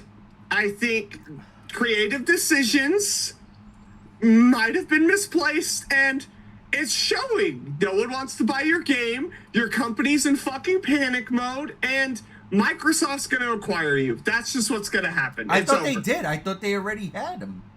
I think it's Sony owns parts of Ubisoft. I might be wrong on that. No, but because I could have sworn because I think you might be right. It might be Microsoft. Yeah, because you have that Ubisoft shit on Xbox. I forgot what they call that bullshit. But I just think it's focus in the wrong area. And look, I'm one of the people, seriously, that was like, yo, just let me play as a samurai or a ninja in an Assassin's Creed game and just make it historically accurate And I don't have a problem with playing as a black character. I don't. I really don't give a shit. But when I want to play a Japanese Ninja Samurai game, I just need to go play Ghost of Tsushima. That's what I was about to say. So stop the bullshit and just go play Ghost of Tsushima. Shut up. Just real quick, I just looked it up. It is Microsoft doesn't own Ubisoft, but they do have a more in deep contract deal to have more games on Microsoft with Microsoft's Game Pass than Sony. So yeah, if they went under, Microsoft would just probably acquire them. But even then, I don't even know at that point if it would even be worth it. Well, it absolutely would, because Microsoft could return the Assassin's Creed franchise to form. You mean they could give us a remaster of Peter Jackson's King Kong? Dude, I don't need a remaster. I have an original Xbox. Be a man. I just want it remastered to look pretty on console now, and I just want to go back to that game. But Assassin's Creed lost its way. It turned into like RPG style games, which is nothing wrong with it, but that's not what Assassin's Creed was. Again, Black Flag, my favorite. They're just not good RPG games. Yeah. Assassin's Creed Black Flag. Dude, you're a pirate. You go and shoot shit with your ship. All right. You're an assassin. It's great. No joke. I tried to play Assassin's Creed Origins when they first started going to the RPG trope, and I just couldn't. It's so boring, and it's just overwhelming, and it's just not fun. I couldn't play it. I put it down. You went from one-shotting people with your hidden blades. You got to sneak up this building, evade the guards, and all this stuff. You got to kill one target. You get in there, jump on them with the fucking blades, insta-kill. That's not how it is now. Yeah, let me feel like an assassin. Don't make me feel like I have to work for it. Yeah, there's nothing wrong with just... Your foundation's always been there. You just decided to go somewhere else. All right, I even tried to play Syndicate and what's the other one with the twins? That's Syndicate. Right, that's Syndicate. Well, then what's the one with the French guy? Unity. I even played those two games, and I even still started to really have issues with it. Okay. But yeah, after Black Flag, Ubisoft didn't know what to do, but that's why they shouldn't have killed off Desmond Miles. All right. Listen, it's like that was your hook. The reason why people were playing to fledge out this story, and it just ultimately ended up with you guys killing him off prematurely for a reboot, and it was terrible. We're getting out of this because it's Ubisoft. I don't think it's just Assassin's Creed, even though that is their biggest franchise. My final word on this whole topic, I agree with Rob. Give Rayman to a different publisher. Give it to, if you're gonna liquidate shit, give it to Nintendo. Give it to a publisher that's going to handle it with care. And I'm not a Rayman fan. Name. But do that. Do what Sega did. I like Far Cry. I like that series. I enjoy it. I've enjoyed the first one, and I played them late. Like literally, I played all the Far Cries within like the last 6 years. Literally, within the last 6 years, I started to play all of them. Far Cry 1 is a far cry from Far Cry 2, and Far Cry 2 started to go into this. Okay, Far Cry 1 was aliens. It was the what was happening on PC at the time. Far Cry 2 was different. Yeah. South Africa. I grew up with the early Far Cry games. I remember playing Predator and Instincts and Far Cry, all those games. And it's just like, it took a more realistic approach, realistic quote unquote, and then it continued from there. And I enjoyed them. I was like, shit, Far Cry Primal is my favorite fucking Far Cry game. I love that game. I love the fact that I got Uncle Mugga. Yeah, Caveman. I love that fucking game. You're a Neanderthal. It's okay. They should have had dinosaurs. No. It was before. It was after. Way after. I loved it. I loved that game. It's so good. I haven't played Far Cry 6 yet. I have it. I've had it for over a year, but I haven't played it yet. But I agree with what y'all said. It's like the same thing now. It's the same thing since like 4. Well, it's not even that. It's literally they've proven that they just recycle the maps and different stuff. Absolutely. And it is a shame that Ubisoft was once huge in the industry, and corporate greed has now taken away from what they were, because Ubisoft has been around since the days of Nintendo Entertainment System. Since back then. So it sucks to see something like that. Something that I used to go to the video store and rent video games for Nintendo. At this point in time, talking about we're about to implode. And it's sad. It's unfortunate. But at the same time, I could see dumb business decisions, dumb strategies with their games. I'm sorry, but I was just going to say, you guys know that Ubisoft is a family business? Everyone that takes hold in Ubisoft are like relatives. Well, Oof. whoever's in charge now, somebody in their grave is rolling over. They're going to get haunted if this shit goes down the way it's going down. But I think this could be good because if we could give Splinter Cell to someone else and bring that back because I love Splinter Cell. Splinter Cell hasn't been around for a fucking long time, so yeah, I mean, give it to anybody. Ubisoft wants to just do Assassin's Creed. Again, and again, if they're liquidating their assets, give certain franchises to different places and let's rock and roll. So what does this mean for? Because you guys know they have like 6 Assassin's Creed games in the works now, right? No, that's not going to happen. So what does this mean for them? It's not going to happen. Are they just not going to be made? Yeah, absolutely. Oh shit, that's what it fucking means. Yeah, exactly. Because you've got terrible fucking business practices. You've clearly never learned from any of your fucking mistakes if you dare fucking keep releasing games the way that you have. It's tough fucking shit. Yep. You didn't learn from your goddamn mistakes, and if you lose your shit, that's too goddamn bad. If one of those... Oh, go ahead. I was just going to say, one of those Assassin's Creed games was a live service game. Oh, yeah, fuck that. Get the fuck out of here. Your mother doesn't love you. Your father doesn't love you. Your grandparents are dead because they hate you. That's all there is fucking to it in that regard. But it's like, at this point, you're making me feel a particular way about you, Ubisoft, to the point where I think Microsoft can do a better job than you're doing. And that says a lot in this generation. Well, and you're only making it worse on yourselves because you're not giving anybody any kind of fucking hope in what you're doing. Imagine a world where Nintendo or WayForward has Rayman, and we get Rayman games bi-yearly. Fire. Imagine Microsoft were to take Assassin's Creed, give it to a different studio, and whoever it would be, I don't know who'd be a great fit for it. Imagine not having a fucking controversy over you're going to give the Japanese character beautiful and elegant Japanese music, but you're going to give an African-American samurai dubstep, trap music, 808s and heartbreak? Are you fucking kidding me? You are mentally fucking inept if you think that's fucking okay. Any other studio would be a godsend in that regard. Because my biggest issue about this is you did Egypt. I love Egypt. I love Egypt history. I love Egypt agriculture. I love that shit. That shit is interesting top to fucking bottom. But now you're doing feudal Japan, which is equally as fucking interesting, which equally has so much fucking history to it. Trap music? Are you fucking me sideways? And hey, if you want to, God fucking damn it. If you want a good Assassin's Creed game, just play Ghost of Tsushima.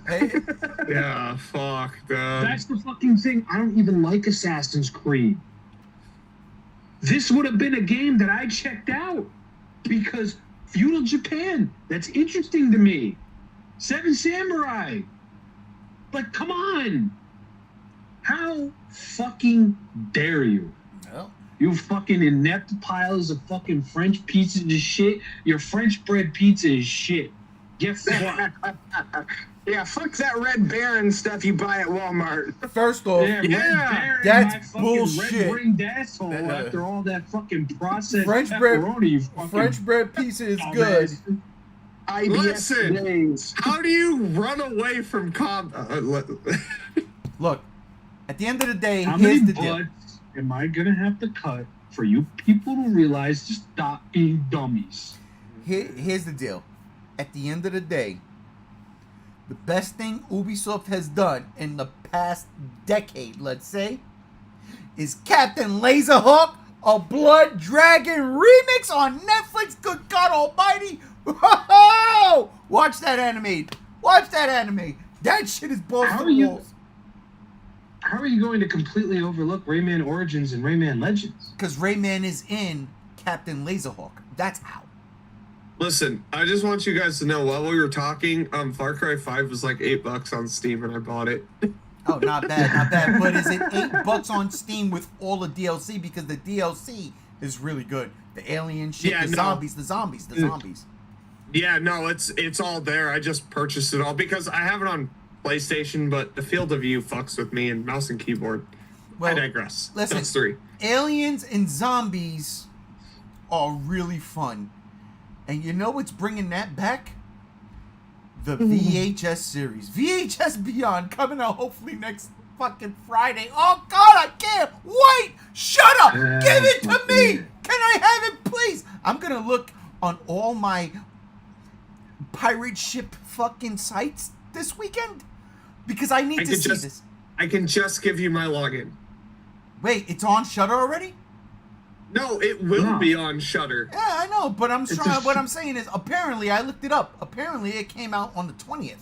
But that was Fantastic Fest. It was screened at Fantastic Fest last weekend. Yeah. So, but I think... Yeah, but you don't want to watch a handy cam. Yeah, no, man. Oh, listen, you don't understand. I'm a fiend. Put it in my veins, god damn it, I'm ready. Oh, man. You have no idea. This trailer done fucked me up. This trailer got me so excited for VHS Beyond. I like this franchise. I do.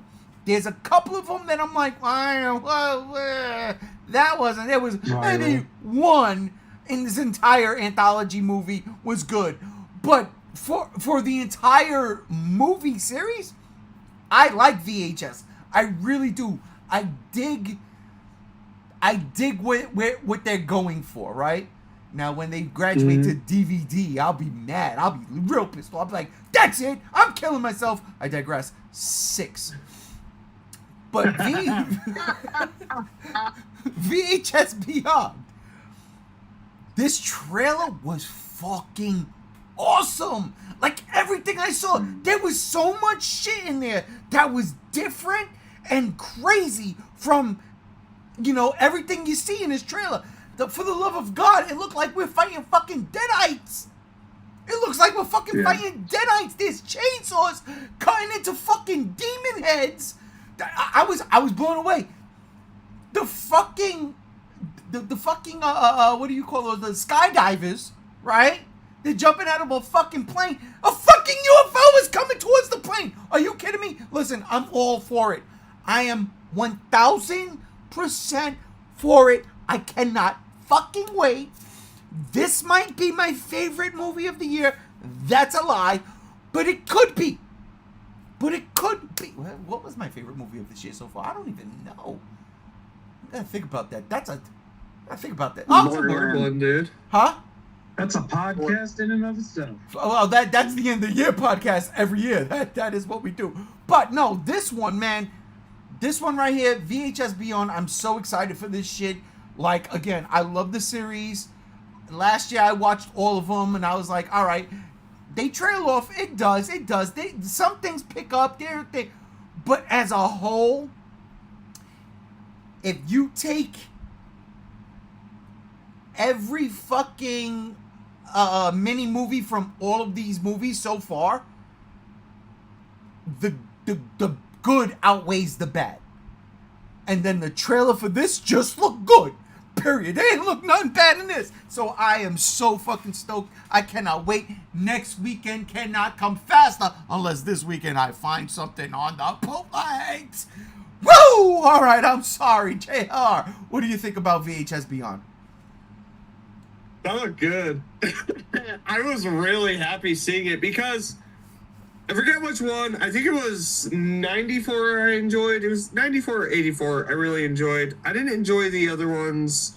The original 2 I liked. Viral garbage. Yeah. This just looked like the best elements from the best skits from the best VHS movies Yeah. piled into one. You have a motherfucking SWAT team shooting zombies. Let's fucking go. That's all I ever wanted. It's like Quarantine mixed with Dawn of the Dead mixed with Diary of the Dead, which is his second worst film. But yeah, I'm all for it, dude. And then you got the aliens. They look so cool. The aliens look dope. What's going on that airplane bus thing where it's just skydiving down? Dude, it's got me pumped. It's got me going in Shudder. 2 for 2 this year. Late Night with the Devil. I got your fucking Blu-ray steel case. I got that special edition. The wifey surprised me with that shit. And then you come out with In a Violent Nature, the best Friday the 13th movie that's never been made. Oh my God. And now you got this. Listen, you got 3 of these motherfuckers. You might be in my top 3 of this year. Oh. End of the fucking year, dude. Whoa. I'm just saying. Whoa. Because, I mean, I'm a horror guy. I like my horror shit and Shudder. Holy fuck. And that's not even listen, I pay for the Shudder. Rob takes my Shudder. Don't do It's okay. They don't care. But listen, like, Shudder's a great platform. It's introduced me to so many movies. Like, Joe Bob Briggs did Cemetery Man. That is one of now my favorite Galileo films. Fantastic fucking movie. Shudder nails it, man. They're doing the shit I've always wanted. It's cheap. Listen, shameless plug, but it's cheap. It's cheap. And then they're doing award-winning films now. Come on. Come on. The writing's on the fucking wall. The future, fuck Jason Blum. It's Shudder. The future's here. Oh my God. I'm just saying it. He's Shudder's the way to go. -1 at the Oscar. Listen. Listen, All I'm saying man. is, you got me hyped, and I'm all for this shit. Yeah, I'm totally down for VHS Beyond. Rob, what do you think about this VHS Beyond? Bro, I've been a fan of VHS since the first one came out. I can honestly say that because I remember seeing the trailer for the first one and thinking, shit, I need that. So, bro, let me be real. VHS 1 and 2, beautiful. VHS 2, platinum. VHS viral, I want to fucking shove a goddamn hot dog up my ass. That was terrible. Jesus, tap dancing fucking Christ. Then Bloody Disgusting and fucking, who was the other fucking studio involved with that? Was Bloody Disgusting and somebody else. Wasn't Shudder? Probably Shudder. They come out with VHS 99, VHS 94, and VHS 85, I believe, or 84. Yeah. And I know not everybody is crazy about all of them, but bro, it just bleeds and oozes everything the first 2 VHS films were about. Yes. Yeah. This fucking trailer though, dog. Oh, this is VHS 2 Incarnate Part 2. This Yeah. is that hype. This is that level of fucking crunch, that level of fucking, oh my fucking God, I'm gonna order an extra large pizza with 3 fucking toppings on it and not care that I just paid $25 for it on the day of release because it just looks that fucking good. Zombies that look like deadites. Yes. Fucking aliens. I don't give a fuck what anybody says. Come find me. I'll punch you in your goddamn throat. VHS 2, the alien abduction short, Jesus tap dancing fucking Christ. If that doesn't put hair on your goddamn pencil, They you are made fucking crazy. a movie. A whole fucking movie from that short. Yeah. Yeah, they did. Just like they did Siren with the chick from the first one. That chick, she got her own movie. Oh, I gotta watch Yeah. that one. I like you. Yes. Yeah, Who? Siren. Check it out. But So no, real- dude, wait, hold up real quick. This encapsulates VHS to the highest fucking regard. You've got zombies, you've got aliens, you've got a whole bunch of fucking weird shit. This is what makes VHS VHS. Yeah. You are taking these concepts, you are taking this minimal runtime, you are fucking running with it, you are getting creative, you are getting fucking weird, You are giving first-time directors, semi-first-time directors, early career directors their fucking chance to do something fucking crazy. And this feels like bone and broth, fucking DNA. That's what this fucking feels like. This is the start of the third trilogy in the VHS series. And right now, y'all looking like you're going to fucking bring it to goddamn home. You're bringing home the turkey. You're bringing home the gravy. You're bringing home the stuffing with the goddamn garlic bread blended in. That's all there is fucking to it. This trailer sold me immediately. I've been sold on 94, 99, and 84, sure.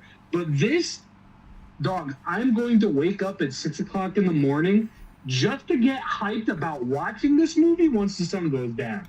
You know, it kills me because I'm thinking about this. We really should do a VHS marathon.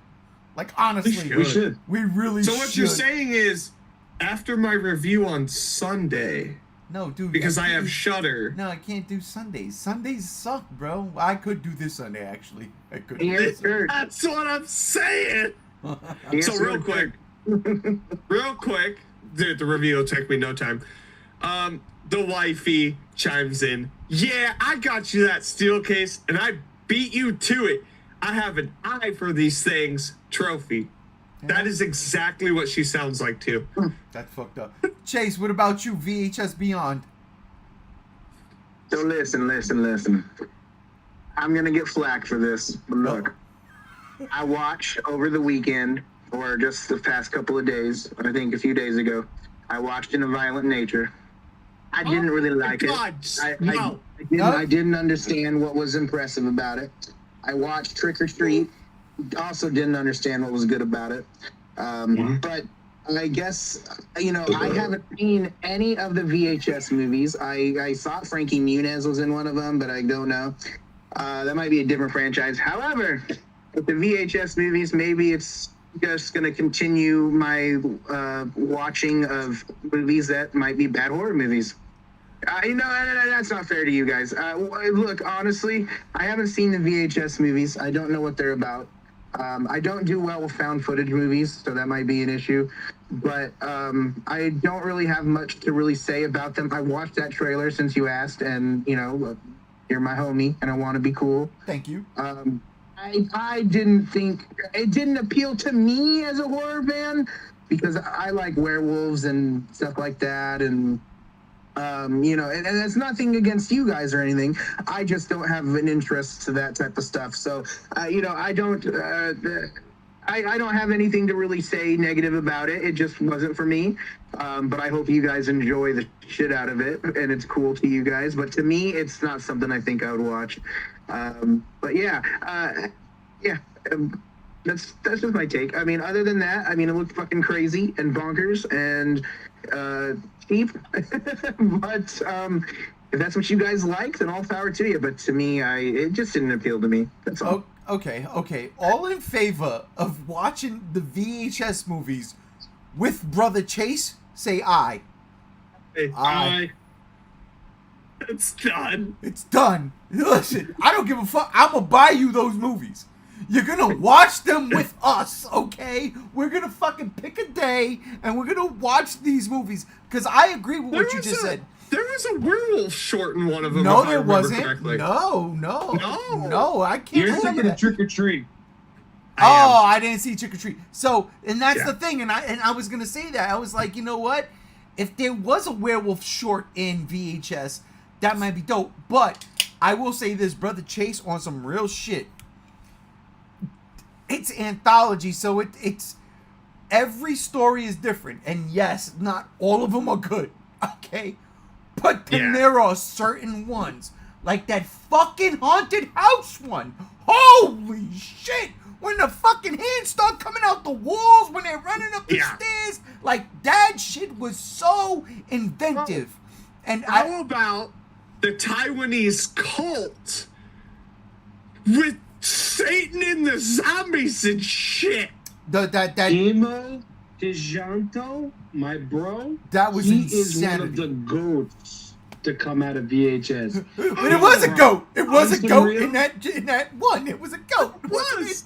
Yeah, no, he is the GOAT, and he's got shit on Netflix that you should absolutely fucking watch because he makes kung fu movies, and they're bloody and they're gory and they're actiony. They're fucking fantastic. And seriously, bro, Timo, he's the fucking GOAT. Netflix, give him the Guyver. The man wants to make the Guyver movie, You can't hold up. and he will do it. Hold up. But we already know. Like that's a stop. I stop. I'm not going to stop. I'm going to fight for this man to get his fucking Guyver movie because if anybody has the fucking gall, has the fucking talent and the passion to make that movie as close to the manga and the anime and OVAs, it's him. So This real man quick, is a pure lean cut, bro. Jesus. Chase, I want to ask you: are you a fan of the Friday the 13th movies? I haven't seen all of those, but the ones I did watch, I liked. Yeah. But I was really young when I saw those, so I don't remember what they were. I saw more. Yeah. I saw more Nightmare on Elm Street than I did Friday the 13th. You know what? That's That's fair. fair. I ain't mad at Fair. you for not It's fair. liking it a violent nature I- that much. I get it. I need to watch In a Violent Nature because You everybody. haven't seen it yet? I Well, thought. JR, I was gonna ask you Yeah. what you thought was impressive about it because I was curious because I hear people are like, yeah, it's impressive, but to Am I me, good? I didn't see anything. Without spoiling nothing, please, because I want to Without watch it. spoilers, the fucking the premise alone, which isn't a spoiler, the fact that it does follow the slasher villain, and I mean through and through for 1 hour and 30 fucking minutes is damn impressive and kept my interest. The gore and the kills, fantastic. Oh my, the fucking, it's quiet, you know, and it's quiet. This is one of the things, I'm gonna get into the technicals. The cinematography, fucking fantastic. The sound design, the only Atmosphere. music, the atmosphere, the only music that's in this movie is playing on the teenager's fucking boombox. Ooh, There I is like no that. actual score. You hear the crickets, the birds, the little cracks in the woods. It is terrifying. And his thunderous footsteps every single time he takes a step, it just feels right. This is a movie. I did think that one part was really cool, and you know the part I'm talking I know about. what part. where he's running. Yoga. Yeah. Oh, I just didn't see. For me personally, I just didn't see what, aside from all of those filmmaking details, the aspect to me, from the perspective of the killer, just wasn't as impressive as I thought. Okay, it so could be. That's let the me ask. thing. Yeah. I think maybe because you know what, and this is one of the reasons why I haven't watched it yet. I want to see a monster, right? I want Yeah. to see a monster. Look, I'll give you an example. We talked about Freddy Krueger earlier, right? Jason, all that shit. Jason, this is an inspiration from that, right? But I want to see a monster. I want to see fucking Jeepers Creepers. Chase wants to see werewolves. Fucking vampires. Gory vampires. Scary vampires, right? Like vampires that look like bats. I want to see monsters. Now, I'm not going to say that's what Brother Chase wanted to see. Oh no, I love Freddy Krueger and Jason Voorhees. I'm down for that stuff. I love the Collector movies too. Fucking movies. Great to say. For me, and I don't. And look, I'm not saying In a Violent Nature was bad. It's just for me, what people were saying were impressive about it didn't resonate with me, and I'm just trying to understand if I need to give it a rewatch, or if I'm just talking to the wrong people, or if it's just one of those things that I personally, from a filmmaker standpoint, don't find it as impressive as people say. But I don't think it was a bad movie. I just didn't sit with it and be like, oh my God, this is amazing.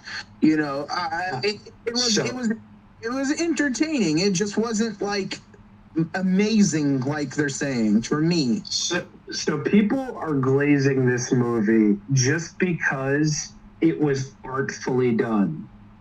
I will say that. It is a very atmospheric, it is a very quiet, it is a very uneventful until it gets eventful kind of movie. They're calling this an art house slaughterhouse movie. That is what people are finding technical about it. Now, I'm not going to say that it's this amazing achievement. I am not going to say that it has reinvented slasher horror, because it hasn't.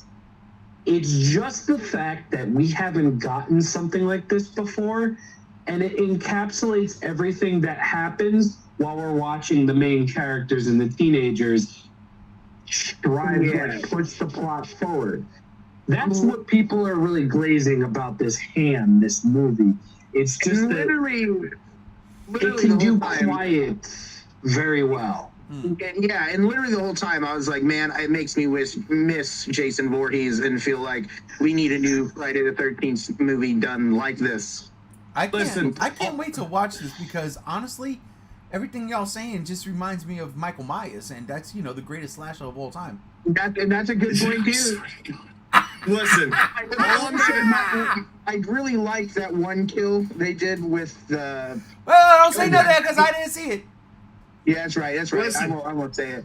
Thank There you. were some cool shots, I'll just say. All I'll say about it is, as far as the slasher film, you got to think of it from that perspective.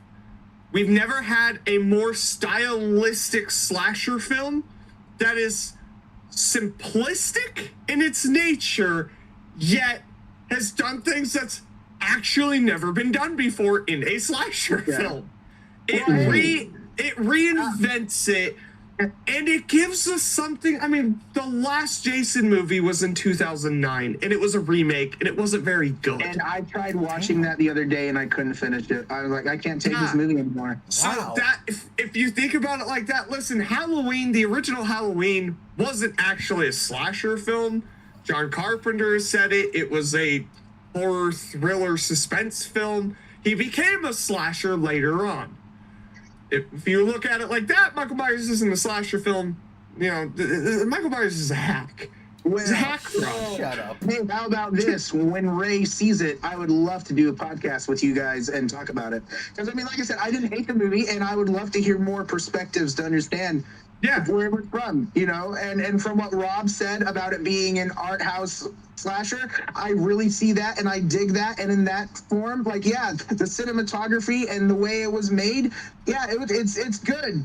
But like I said, just for me, even though there's not much of a story, but for me, I'm always looking for a story and the killer and stuff, trying to understand the motive and stuff, trying to resonate with that.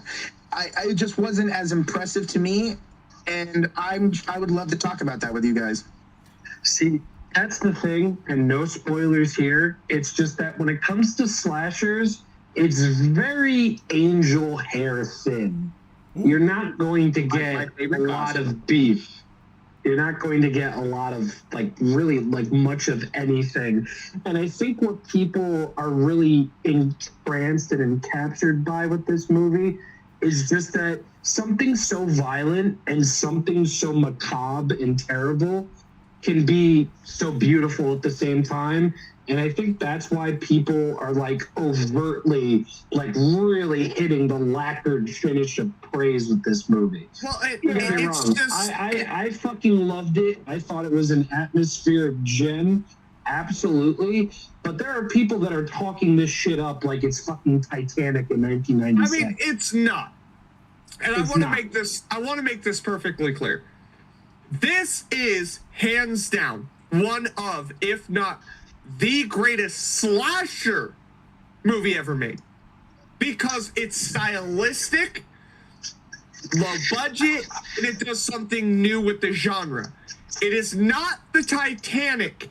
It's not the greatest, fucking even remotely close to the greatest movie ever made. But for people that are huge horror fans like Rob, myself, who have seen everything slasher related. Fuck, we were talking about fucking Terrifier a couple of days ago and how overrated that shit is.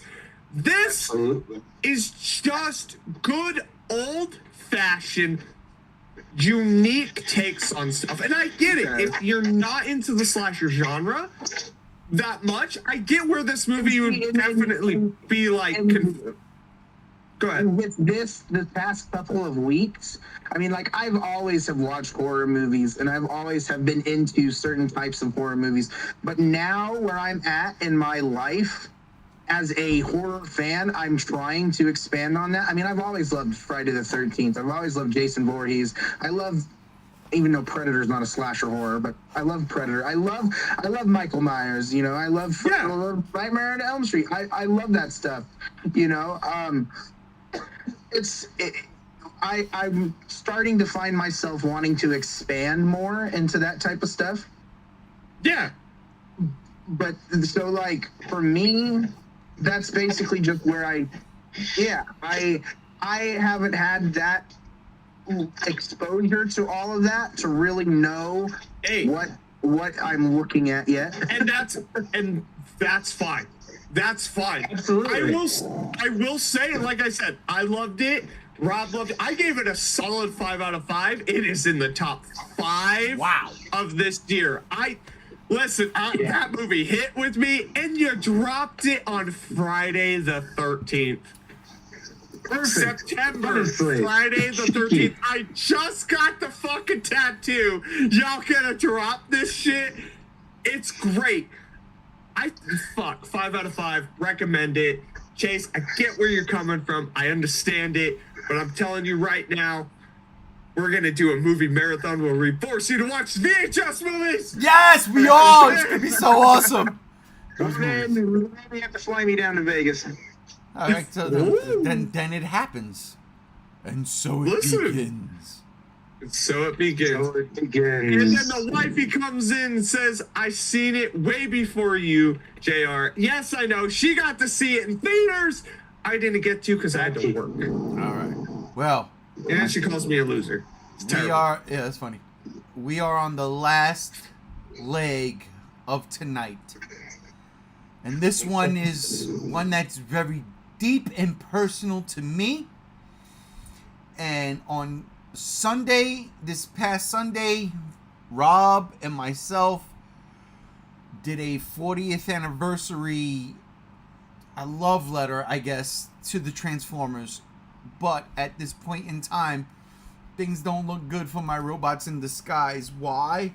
Because Transformers 1 was projected to make a certain amount of money. And in its first weekend, it got beat by Beetlejuice, which was 3 weeks in.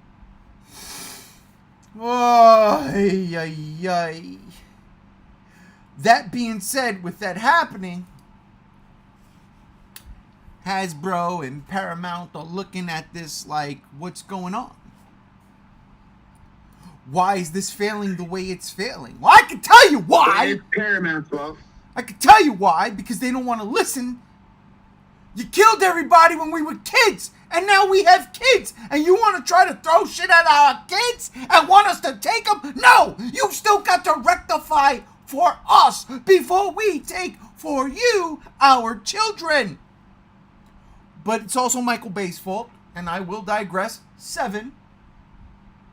It's also Michael Bay's fault because he made billion-dollar movies for this franchise. And they suck. That's what kills me the most.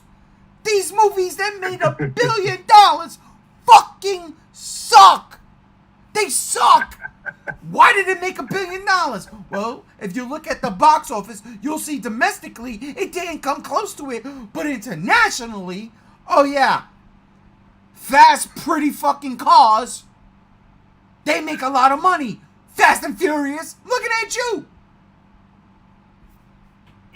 It drives me crazy. So when they say, okay, let's go back, let's reinvent the wheel, we'll give you Bumblebee. Bumblebee works. Didn't make a lot of money. Fine. It's a fucking good movie. It was a taste of things to come. It was something in the right direction for the OG fans that made this franchise what it is. Then Rise of the Beast. And again, I get it. I'm a fucking fanatic of that movie. I love that movie. There's so it's good. Yeah, there's one or two things I don't agree with that movie. Wheeljack, probably the biggest issue, because you just showed him in Bumblebee looking like Wheeljack, and now he's not. But I digress. 8. But that movie was setting shit up that the last Transformers movie, whatever the fuck, the Night Dark, whatever the fuck, stupid ass shit, the Last Night, tried to set up Unicron. This movie did it. This movie did it. They did it. They were doing things that made my fucking Generation X heart swoon. When it came to Unicron and lore and mythology, they were doing it. But it didn't make that money. All right, I get it. Okay, I was a fan. Also, it was 90s New York. It was 90s Brooklyn with a Puerto Rican. I'm just saying. You know what I mean? I'm just saying. And you know what? I'm going to digress again. So that's 9 right now. I'm just saying. Had me. I was like, that's dope. I love it. Let's go. And I was all in. I was all in for the ride. But let's, Paramount, Hasbro, let's tell the origin story of the Transformers. Okay, but which ones? Which ones? Because I already know the original story for the 84 cartoons. I know who Orion Pax is. I've seen it. They showed it. They did episodes on it. We've seen it. I've seen him become Optimus Prime in animated form back in the 80s. So what? Is it the Michael Bay movies? Is it the Transformer Prime series? What are we doing here? What are we getting at here? I don't know. I still haven't seen the movie. But I will say this. I watched the video earlier today. I watched a music video for Transformers 1. I don't know if it was for Transformers 1. It had to be because they were name dropping in the song. And I'm looking at clips from the movie that I'm like, that shit looks really fucking dope. It does. I can't get behind it. I saw a thing the other day. And see, this is where I go on my tangents, right? I saw a thing the other day where they said this movie was marketed wrong. They tried to make it look like a kid's movie, but it really is, while it is still animated and probably for kids, it's a lot deeper than that. It's one of those movies where, yeah, hey, you can take your kids to see it, but it's going to hit you harder than it hits the kids. I want to believe that. I just don't have children that young to take. And my daughter, who is not a child anymore, does not want to see this movie. And I get it. And I go, okay. I remember when I took her to see the first Transformers movie. She was like 3 years old. I was like, oh, let's go. Tears in my eyeballs, bro. Tears in my eyeballs. She loved Bumblebee. She loved him. It's not the same anymore. It's not the same. And I'm looking at this video and I'm saying to myself, wow, this shit looks good, to the point where I was like, I might bite the bullet and go see a matinee on Saturday. I can't do it though. I just can't. And yet, this movie, for all Paramount and Hasbro put into it, is fucking flopping. Flopped. In its opening weekend, it could not beat Beetlejuice, which is a movie that's fucking 30 years too late. In its third fucking week. Are you kidding me? Now we're talking about this might be the end for the franchise? Why? No. It can't be. No. It can't be. No. I mean, it's in the fucking name. This franchise is transformative.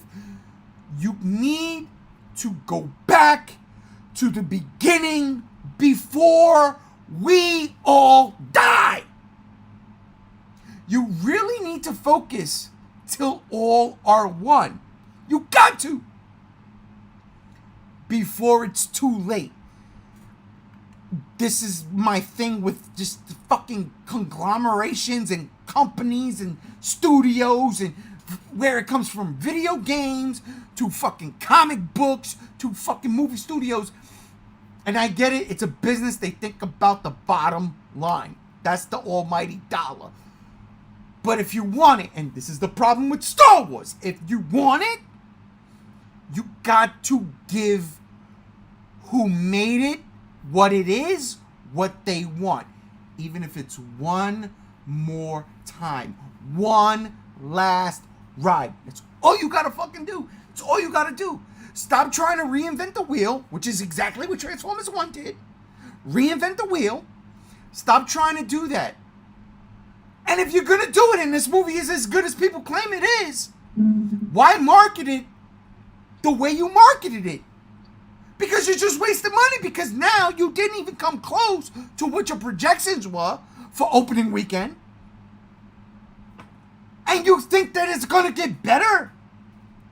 Like, seriously, you think it's gonna get better? I saw somebody say there's another robot movie coming out this weekend. The Last Robot. I don't know what it's called, but it's another animated movie coming out. The Wild Robot. Thank you, Chase. Yeah. The Wild It's Robot. It looked cute. It looked cute. Right, and they're saying you think that Transformers 1 is going to compete with this, where the Wild Robot looks like a legitimate family movie. It is. So people might go check It is that out. It's a kids movie about like the mother duckling, but told from a robot perspective. See, and that's the thing. So where did we go wrong? Where did we go wrong? Marketing this as a kids movie, or saying, "Hey, you Gen Xers, me, myself included, G1, right? This movie is for you.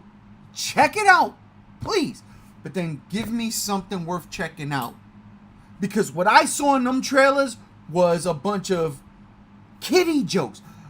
I'll put it like this. I'll put it like this. What I saw in those trailers was a bunch of watered down Michael Bay shit. I don't want to see watered down Michael Bay shit. I don't. You know what I'm saying? I want to see motherfucking. It's true. I want to see Unicron's head fucking flown around Cybertron as a fucking moon stuck in its orbit. I want to see stupid shit like that. Now, granted, I know I can't get it, but that's what I want to see. And I'm not alone. I'm not alone. If you build it, they will come, for crying out loud. Field of Dreams made it the most. Like, that's like the best line in Hollywood history. If you build it, they will come. Seriously, that applies to every fucking thing. You're taking a franchise that's been around for 40 years at this moment. And saying, we don't know what to do. We don't know what to do. We're just going to go here, there, and everywhere. And fuck anybody who shows up. But go ahead, JR. Dorky Films comes in and says, balls. Yeah, there it is. Balls to the walls. Hi, indeed. Alex. Listen. That's Alex. Different Alex, not our Alex. Different Alex. Oh, I know which Alex. What's up, Alex? Listen, I'm not a huge fan of the Transformers franchise.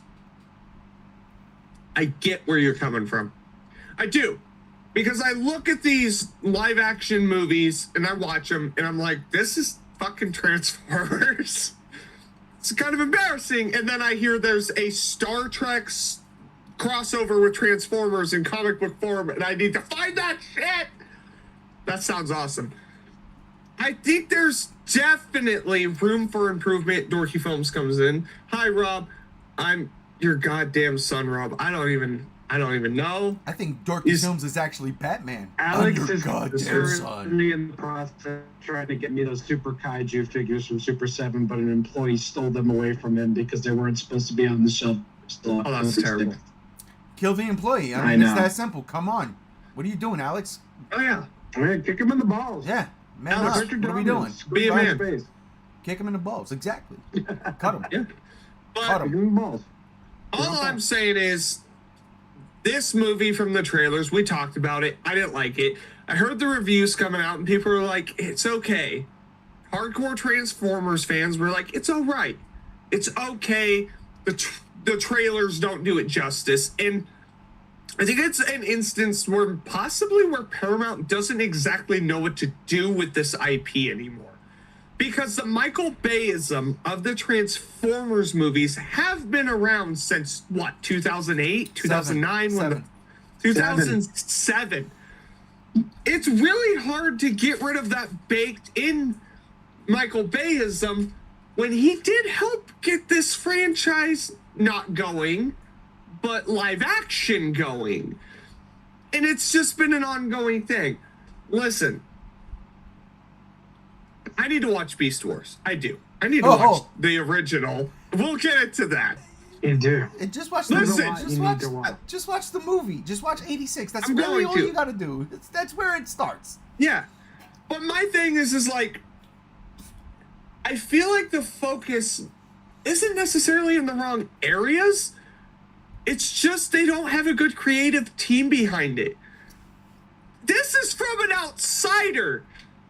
Why haven't we seen a live action movie of the war for Cybertron? I want to see that shit. We did. I want to 5 minutes in Bumblebee. 5 minutes. And it was there. I made a movie about it. I want that. That's going to get me in. You know why? You have this faction, the Decepticons, and then you have the fucking Autobots, and they're fighting on the Cybertron planet for superiority. You get the whole it's not even it doesn't have to be a prequel. Just give me a fucking, like, we were soldiers, but Transformers. Terrible fucking combination, but I'm going with this. I'm going home, and I'm already there. That was dope. Yes, that's what I'm saying. Give me that shit, Transformers, and you've got me. An outsider who peeks in. You've got me. This shit with this animated movie, it ain't it, Chief. I'm sorry to say. You're placating to the wrong audience. Is it supposed to be a kid's film? Is it supposed to be G1 fans? Neither. And fucking Beetlejuice beat you? Holy shit, Time out. bread. Time out. Dan, dan, dan, dan, dan, dan, dan, dan, dan, dan, dan, dan, dan. Look out! He's here. Look who just entered the chat. Go ahead, JR, please. Spider-Man comes in. I watched Transformers 1. I didn't hate it as much as Alien Romulus. I found it serviceable, but nothing groundbreaking like the beginning of Bumblebee. See? And then Dorky Films comes in and says, I'm wrong. I don't know how I'm wrong. What am I wrong about? Elaborate. But no, it's just one of those things, like, that seems to be the thing what Spider-Man's saying is what a lot of people are saying about this movie. It's a weird situation that we're in. Because, again, you started out this live action series with Michael Bay, and you held on. You're still holding on to those jokes. It's okay. Listen, bad things are bad. GXK had Michael Bay jokes, and people love that movie. What the fuck are we doing? Whoa. Nice try there, Trooper. Nice try. King of the Monsters had Michael Bay jokes, and people love that movie. Get out of here. That's one of the biggest fucking criticisms of it. That's one of the biggest criticisms. But this is where we're at. You know what the biggest criticism of them all is? I swear to fuck. Me not giving you my X plus 19. Rodents roar! Yep, there it is. Sorry. If this was You're good. If this was recorded, I would have the whole screen shaking. Alex wanted me to tell you that you're wrong. How am I wrong? Elaborate. I want to know. I don't know. He put it in the chat. Dorky Films Alex wrote it. He wanted me to tell you again. Oh, he doubled down. Listen, Alex, I swear to God. I love it. I'll never be a voice actor in one of your movies again. I'll totally do it for nothing. I'll do it. I'll do it for him. Don't worry about it. Don't even worry about it. You got to get people like me in, and the people like me who don't know much about Transformers do want to see something other than Michael Bay. I don't want to see animated. I want to see the war for Cybertron. I want to know what the fuck this shit is all about. That's it. how differing opinions can split a planet of mechanical sentient beings. Autonomous robotic beings that live on Cybertron. Thank you. Come on. You ain't dissing Big D, Big Michael D, the GOAT, the King of the Monsters is peak. Listen, King of the Monsters is peak, but Michael Bay is shit. No, I think he's talking about. I think he's talking about me. I think he's talking about me. Oh. And yeah, you know what? I fucking know. Gonorrhea. So, God damn it, mwah, man, don't say sayonara. gonorrhea. No. Goodbye. I don't give a Over. fuck. And that's how that just goes. You don't have to subscribe. You know what? Here, At least he wasn't floating in the fucking zero gravity of Hollow Earth. You don't have to Done. subscribe here. That's all I'm saying. Trust me when I tell you, I got a lot of hate for that movie. You want some? We go get some. You want some? But listen- We go get some. Rob, am I wrong in this feeling as an outsider looking in that this is exactly what I want is the war for Cybertron and I just haven't got it? Am I wrong? I don't think in a sense that you are wrong for wanting a specific thing, because I'm pretty sure every Transformers fan that lived through the original G1 wants that too. They want Bumblebee the first 5 minutes the movie. I Yeah. want that. Absolutely. And I won't, mince words here. Originally, that's what this movie was touted as. It was going to be this big CGI epic, a war epic between, showing how Autobots and Decepticons split between Orion Pax and Megatronus, or fucking R2-D2, whatever the fuck they call him. Yeah, they called him a weird name, right? D15 or some shit. Yeah, bingo, whatever the fuck. So, Yes. but I will say this. I keep seeing the same thing about this movie. It's better than the trailers gave it credit for. A lot of people just can't vibe with the voice cast, which I totally agree with. I'm with that one. Mind you. Because I just don't hear Megatron. I just hear Bernie. I'm sorry. Exactly. But you see, that's the unfortunate, side of all of it. But The fandom. in saying, are you wrong? I would say no. Because I'm pretty sure when this film was first announced, that's what people were hoping for. Because I'm pretty sure it was described as, what you're seeing in the first 5 minutes of Bumblebee is gonna be the movie. And honestly, if they made that versus this movie would be making fucking gangbusters right now. There'd be buttered popcorn with the salt and a Coke, large, right on the side. But from what I keep hearing, like especially from my homie Yuke, shout out Yuke, I know you ain't watching this because you don't know what's going on. But even he was like, you know what, Rob? This wasn't bad.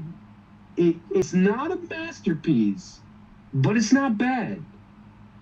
And that, to me, if this motherfucker left that movie saying, I enjoyed it, I know that there's something there, because Ray, like, next to you, he's probably the next biggest, like, Transformers fan that I know personally. And I know that he loves and enjoys Transformers to its absolute extent. For him to say that after he was like, nah, these trailers is ass. That tells me something, that there's definitely more than meets the eye with this movie. damn I'm it, Rob. sorry I had to. Plus, apparently, they show the 13 primes, and there's going to be figures made of all 13 of them. And that's the thing too, like, dude, like in the video I was watching, after the shit I seen and read, that the trailers does it no justice. Again, it was just a music video. It was a 5-minute music video that I cut short like at 3 minutes. I was like, all right, I can't watch no more. But what I saw, I was like, that's actually fucking dope. Like, it was some cool shit. Like, shit, there's a scene. It reminded me of the pod racing scene in Star Wars Episode 1, right? And they show the crowd. And in the video, it's like a brief clip Like literally, like 0.1 seconds. But I'm on YouTube, so I paused it, and I'm like, oh shit, it's RC, right? And then I'm like, who's next? I thought it was Hot Rod next to RC, but it looks. Who the fuck did it look like? It didn't. It looked like Hot Rod, but I forgot who it was. It looked like somebody else. But I was Jumper. like, it wasn't Cliff Jumper. I'll tell you that much. But I'm sitting there and I'm saying, okay, I know the director's love for the movie, right? I know the director's love for the franchise, right? What I don't know is what Paramount and Hasbro is trying to force feed us. And again, as JR took a break, I will jump onto the chat. Dorky Films wrote Megadong, that's funny. And Spider-Man, my guy, I will agree the trailers did it no justice. So, you know, Spider-Man's seen this. People have seen this. Fuck, Rob, me and you, on Sunday, we were getting a breakdown of the movie, right? While we were live, which was crazy. Yeah, in the chat. It was crazy. I'm not against seeing this movie anymore. Okay?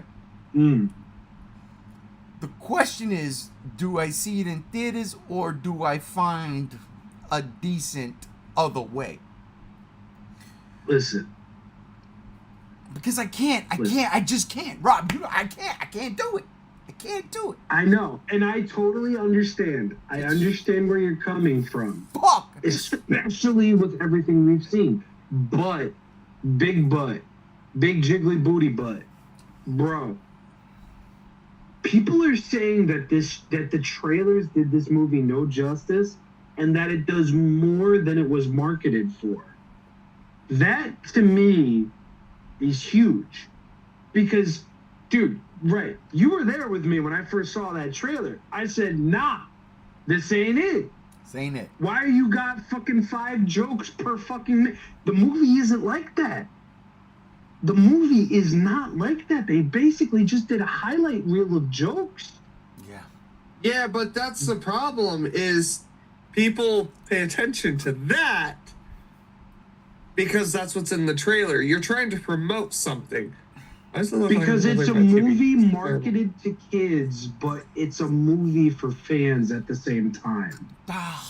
That's what I keep seeing being brought up. It's marketed for kids, but it's for fans just as much. Well, Somebody said that it was like Shrek with Transformers. What? What's wrong with Shrek? What's wrong with Shrek? So there's a lot Well, wrong with because Shrek. Shrek was marketed for kids, but you watch that now and fucking Hell no. Farquaad's popping a boner in his fucking royal fucking dungeon. Bro, he straight up murdered out of the 3 bears. He murdered the mom and made her a rug. He so did. Good. So good. Shrek But did that? that's essentially what this movie has Nah, become. Lord though. Farquaad. Oh. Yeah, I don't know, man. It's one of those things. Again, maybe it's time they start appealing to people like me, and people like me are like, you want me to get into your Transformers series? I want the War for Cybertron. Okay, wait a minute. I'm going to read this because Go ahead. I do got it. to. Do it. Oh, you're a man. I am. Sometimes you got to just man up and be a man. Rob just said that first trailer, we saw nothing but jokes. That took me right out. I'm not. This is stupid. What the fuck? And Spider-Man, our man on the street, our friendly neighborhood superhero Spider-Man, says Man. the jokes are extremely sparse, thankfully. Which leads me to believe we've seen all of the jokes in the trailer. Which leads me to believe that Fire. in 1 minute and 35 seconds, I've seen all the jokes. Then the hour and 35 minutes of the movie, I'm gonna get something I want that I didn't get from Alien Romulus, which also popped up where Spider-Man said that earlier. It's just, but I digress. What is that? 9, 10. 10. Damn. 12. 12? No way. I'm saying 12 because it's an even number. I thought 10 So was it's even. 10. Yeah, 10's even. Listen, Be a man. man, but 12 is better. You be a man. I don't want to be at 12. 12 is... I put you in my video Guys, because it was funny. Motherfucker, I will turn you into a goddamn calzone. No Listen, marinara on the I'm gonna side. put a 12 is jersey, more in and the I'm jar. gonna make meatballs around you. 12 is more in the 20. jar and less in my pocket. I was Be- 10. Be a 10. woman or gender fluid. Okay? What? Oh, he's It's talking about 2024. Transformers. Be a woman or gender fluid. Signed by Sony. I'm fucking Italian. I season a bitch. That's all there is. And you're binary, you're non-binary. That's perfectly fine. I'm Italian. I am confused as to where we were going. We were talking about Transformers. If this is a Transformers topic, I know where Listen, you're going. Listen, This is how I'm Italian gonna end. This Transformers. is how I'm gonna end my part off. yep. It's a movie that was marketed in not the best way, but delivers in a way that fans were not expecting. It's a movie that deserves your time. It might not be the greatest fucking thing. It might not be 100% what you want, but deep down at its core, this movie does not deserve to flop. Fair. Let me ask you a question, Rob. Yeah. If this movie doesn't come in number 1 this weekend, or number 2, God forbid, Beetlejuice takes the 2 spot, is this the end of the robots in disguise? Well, I'm going to tell you right now. No, don't As tell of me. midweek this week, the movie is currently sitting at 43.9 million on a 75 to 147 million dollar budget. It's 75, I think, was Is- the last final. It's not looking fantastic, but Rise of the Beast didn't do that great either, and that's getting a fucking sequel with G.I. Joe. But that's... So what I say is, if this does go number 1 this weekend, we might make it to Transformers 2. If it doesn't, that's a fucking bummer, because allegedly there's a movie in there that's actually fucking worth a goddamn sequel or 2. And if that's the case, that breaks my heart. Because Transformers is so much more than what Michael Bay gave us. Oh, God. Transformers is so much more than what the generalized public sees it as. Mm-hmm. And there is so much ground to tell a compelling, heartbreaking, action-based extravaganza of a fucking movie. It's more than meets the eye. It's more than meets the eye, absolutely. Don't come in at the last No. minute with the entire... You silly With fuck. that being said, everyone, G73 has to leave. I love you all. You have a great Hey. night. You have a good night, brother. Later, You have brother. a good night, fam. Love you. American Werewolf in London is great. I love you. It's American Werewolf in a porn house, all right? That's what it's called. Jesus What's wrong with that? Christ! What's wrong with that? All right. I love you guys. I'll talk to you all later. Love you brother. too. Talk to Later. you later, bro. Listen, man, there ain't nothing wrong with B-cup titties. Man, listen. You're not wrong. You're not wrong. I can't find the end button, though. I'm usually shut everybody down. He We can't get have out. him. Steve, in a whim. He's trapped. You guys take care. I'll talk to you all later. Later, Talk to you Chase. later, bro. God damn it. As a real That was kid, great. beautiful fucking boobies.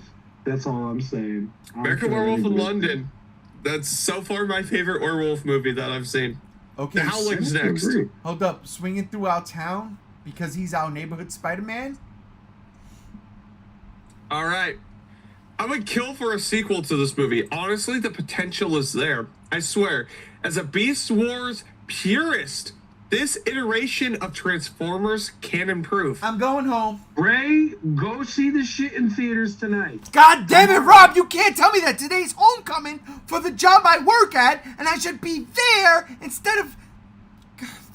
but I can't because my Beer, good dude. Ray, I My- swear my to good God, friend if Bud you Light. buy your ticket right No. now, I will buy my ticket right now. No, I can't do it. If I do it, it would be for tomorrow. But I can't do it tomorrow because what's that? Cause This is Thunder. Callie screaming. It is a pumpkin vanilla cream ale that the wifey has brought me. Why did he? So good. Why did he transform this conversation into drinking beer? I digress. 11. Fuck. I'm almost at the magic number 12.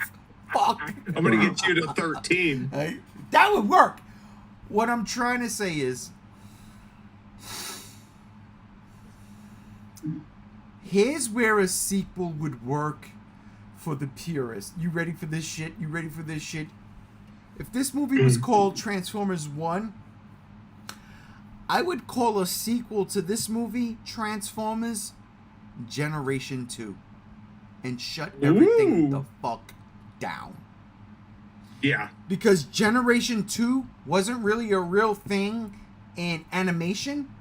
It was just Optimus Prime as a CG model with a little kid, and they would talk to each other, and they would introduce season 1, 2, 3, and they did the movie. They broke the movie down. Generation 2 happened in Marvel Comics. I own it. Single issues and trade. It's very weird. They're definitely drawn in line with the toys they were trying to promote at the time. I'm not mad at that. Yeah. But if you give us a legitimate Generation 2, but it is because Transformers 1 was the origin story. If you give us a legitimate Generation 2 and it is Generation 1, fuck everything I've ever said about these Transformers in the modern era. I'm there. I'm fucking there. But you gotta do it now. You gotta do it now because, again, I cannot stress this enough. Peter Cullen and Frank Welker are the living embodiments of the main protagonists and antagonists of the Transformers series. And that's taken nothing away from Beast Wars and Armada, respectively. Is it David K. and I can't even, because that's not my Optimus and Megatron. Although they're great. That's okay. Although they're great. They are great. I take nothing away from them. But you have who you have right now, and all you got to do, and I said this on Sunday and I said this last Friday, all you got to do is just give us old school heads what we want, and I promise you we will show up. We will show up and show the fuck out. The problem is Transformers was never about making people happy. Transformers was always about selling toys. Yeah. Fact. And that's the bottom line. And that's the bottom line. It's a goddamn Yeah. shame. It is. No, I do agree. I do agree wholeheartedly. And it's something that is either going to happen within the next 5 years or not, Yeah. unfortunately. It really is on a 50-50 scale. And I understand why they're doing it now, just because arguably there's more interest in the franchise now than there has been in the last 15, 20 years, maybe. It's just that from everything that I've seen and heard, it's like you need to learn how to market your movie, because so many people are choosing not to see this movie because you marketed it as a joke fest. Mm-hmm. And to find out that there's so much more movie to it than what we've seen in the trailers, it's just, you gotta give a little bit of everything in a trailer. There needs to be balance. And yes, trailer 2 did a much better job, but at that point, people were already turned off. Yeah. Listen, I don't think the cinematic universe for Transformers is going anywhere anytime soon, because at the end of the day, it always does make money. Whether it hits a certain point or not, money is made. And the money is made exponentially more because of the figures. You've got your figure reviewers on YouTube that are going to talk about it, that are going to sell people on it. You know, it's practically free marketing at that point. I'm pretty sure there have been figure lines that have saved fucking movies at this point. And I believe that because of the power of social media. Yes. But in this regard, if Transformers 1 ends up at least making its budget back, and a sequel does get greenlit, you need to learn how to market your movie.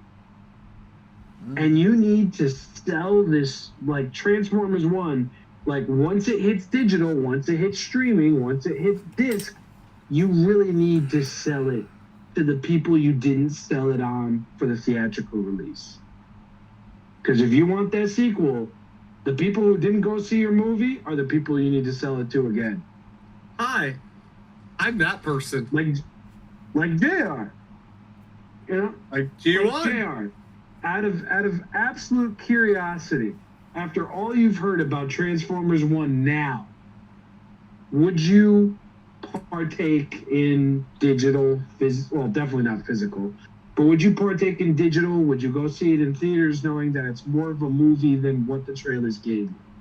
I absolutely won't see it in theaters because I'm boycotting movie theaters right now until they stop doing these fucking timed fucking price gouging bullshit. Except I found one theater that doesn't do it. It's just fucking 25-minute drive from my house. I digress. That's 4, 5, 27. I don't even Better keep track. than mine. I actually will see it because I steal Paramount Plus from my parents. One of the very few things I take from them streaming service wise.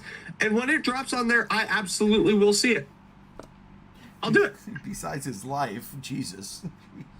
Well, what? One of the things I take from my parents, besides my life, obviously.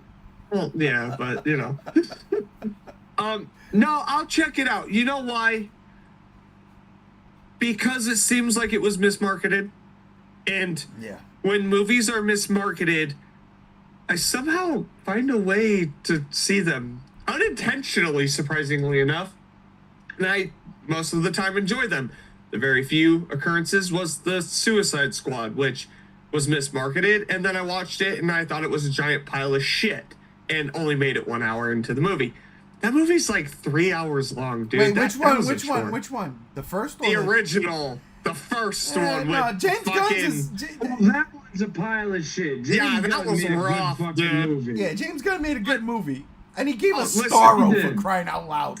Dude, he gave us Starro, but listen, I want Jarro, the best Robin. Listen, all I'm gonna say is Jarro, my guy. Shawshank Redemption reference in Dark Knight's death metal. Come on, Jarro, best Robin. I know Jarro. That's Jarro's the best. when I first saw that, I was like, you can't be serious. They're making a fucking Starro a Robin? Get this shit out of my fucking I don't want it. I digress. Oh god, that's 12. That's 12. I hit it. One I more. fucking hit it. One more. Can we get it from Oh him? my god. No. Listen, Jarro's a great idea, though. No. Come on. Before we hit it, this is where we gotta sign off. I know. So, real quick before we sign off, are we doing an after party? An after party? I don't know. What the fuck? What? No, I'm just asking. After party where the fans that are a part of the Discord get to bullshit with us in chat if they want to. I'm just asking. After the party, I gotta eat. I haven't eaten anything since last That's night. true. Listen, what we'll do is take a rain check because what the fuck's wrong with you? Eat food. What's wrong with food? It's great. It's fantastic. That's not true, actually. I had a couple slices of pizza at work. I'm lying. Oh, look. At the end of the day, and But I'm you're not gonna digressing. It was so close. What? What do It you was mean? What I so gotta? close. What do I gotta do? What do I gotta do, Rob? What have I been You doing? digress. What have I been doing all week, Rob? I've gotta save You've been Gotham. digressing. I've gotta save Gotham. Oh yeah, you've been playing Gotham Origins. That's right. I gotta go back. I gotta save Gotham. By the way, real quick, Arkham Origins is the only one I haven't played. How is it? Fucking fantastic game. It's fantastic. Really? Fantastic game. It got a bum rap because it wasn't made by Rocksteady. It's Right. a fantastic game. That's fair. Play The it. problem is it's actually hard to find. Well, Really? it was on the marketplace. I don't know why they took it off, but I put my disc into my Xbox One X, and the shit downloaded, and I am playing. So yeah, I'll find it for sure because that's the only one I haven't played. I'm almost done with Arkham Knight, but that game was. You know what the slog, problem? but- You know what the problem with JR is? I'm almost done I with know. this. I'm almost done with that. He's talking about games that have been out for fucking 10 years. Stop, drop, and roll. That being said, ladies and gentlemen, we are going to wrap this episode up. Holy shit. We almost went 3 hours. I was trying to do 2 so I could go save Gotham for the love of Batman. Which Batman Day was last week, and I wanted to shout that out. Happy Batman Day last week. Oh my God. All right, anyway. I almost did it, but I'm not doing it. Ladies and gentlemen. Watch the Penguin. Watch the Penguin. That'll do it for this episode. I was about to say the Godzilla Block Party. I am fucked up. I don't know why, but I am. That'll do it for this episode of The Geek Out. Okay? I want to thank my cohorts, Brother Chase. Thank you. Right, he left. I thank JR. God damn it. I thank JR. Fuck. Yo, thanks for being here, brother. Listen, Batman, you may save the day today, but my Lord Barbatos will arrive. I need to stop reading Dark Knight's Metal, dude. It's so fucking good. So fucking good. There's so many fucking references to, and it's not Barbados, bro. That's a fucking island chain, you idiot. No, it's Barbados. Barbados in Dark Knight's Metal is the main one that Batman Who Laughs serves. It's Barbados. Not Barbados. Barbados is the same shit. No, Listen. it's not. One's a chain of islands, Listen, the other one's a I'm bad saying god. It's the Court of Owls Jesus or in Christ. Dark Knight's Metal, and there's a reference in the Penguin show. I digress. That's 5. Rob, thank you for joining us from Barbados. Always a joy and a pleasure to stream and talk with my homies from Barbados. What the fuck's wrong with Barbados, dude? No, Barbados seems great. I've heard I heard it's their beautiful. cuisine is quite good. Barbados is a terrible dark universe enemy of islands. Oh my god, we're out of Listen, here. man, I'm Italian. You're wrong. We're done skis.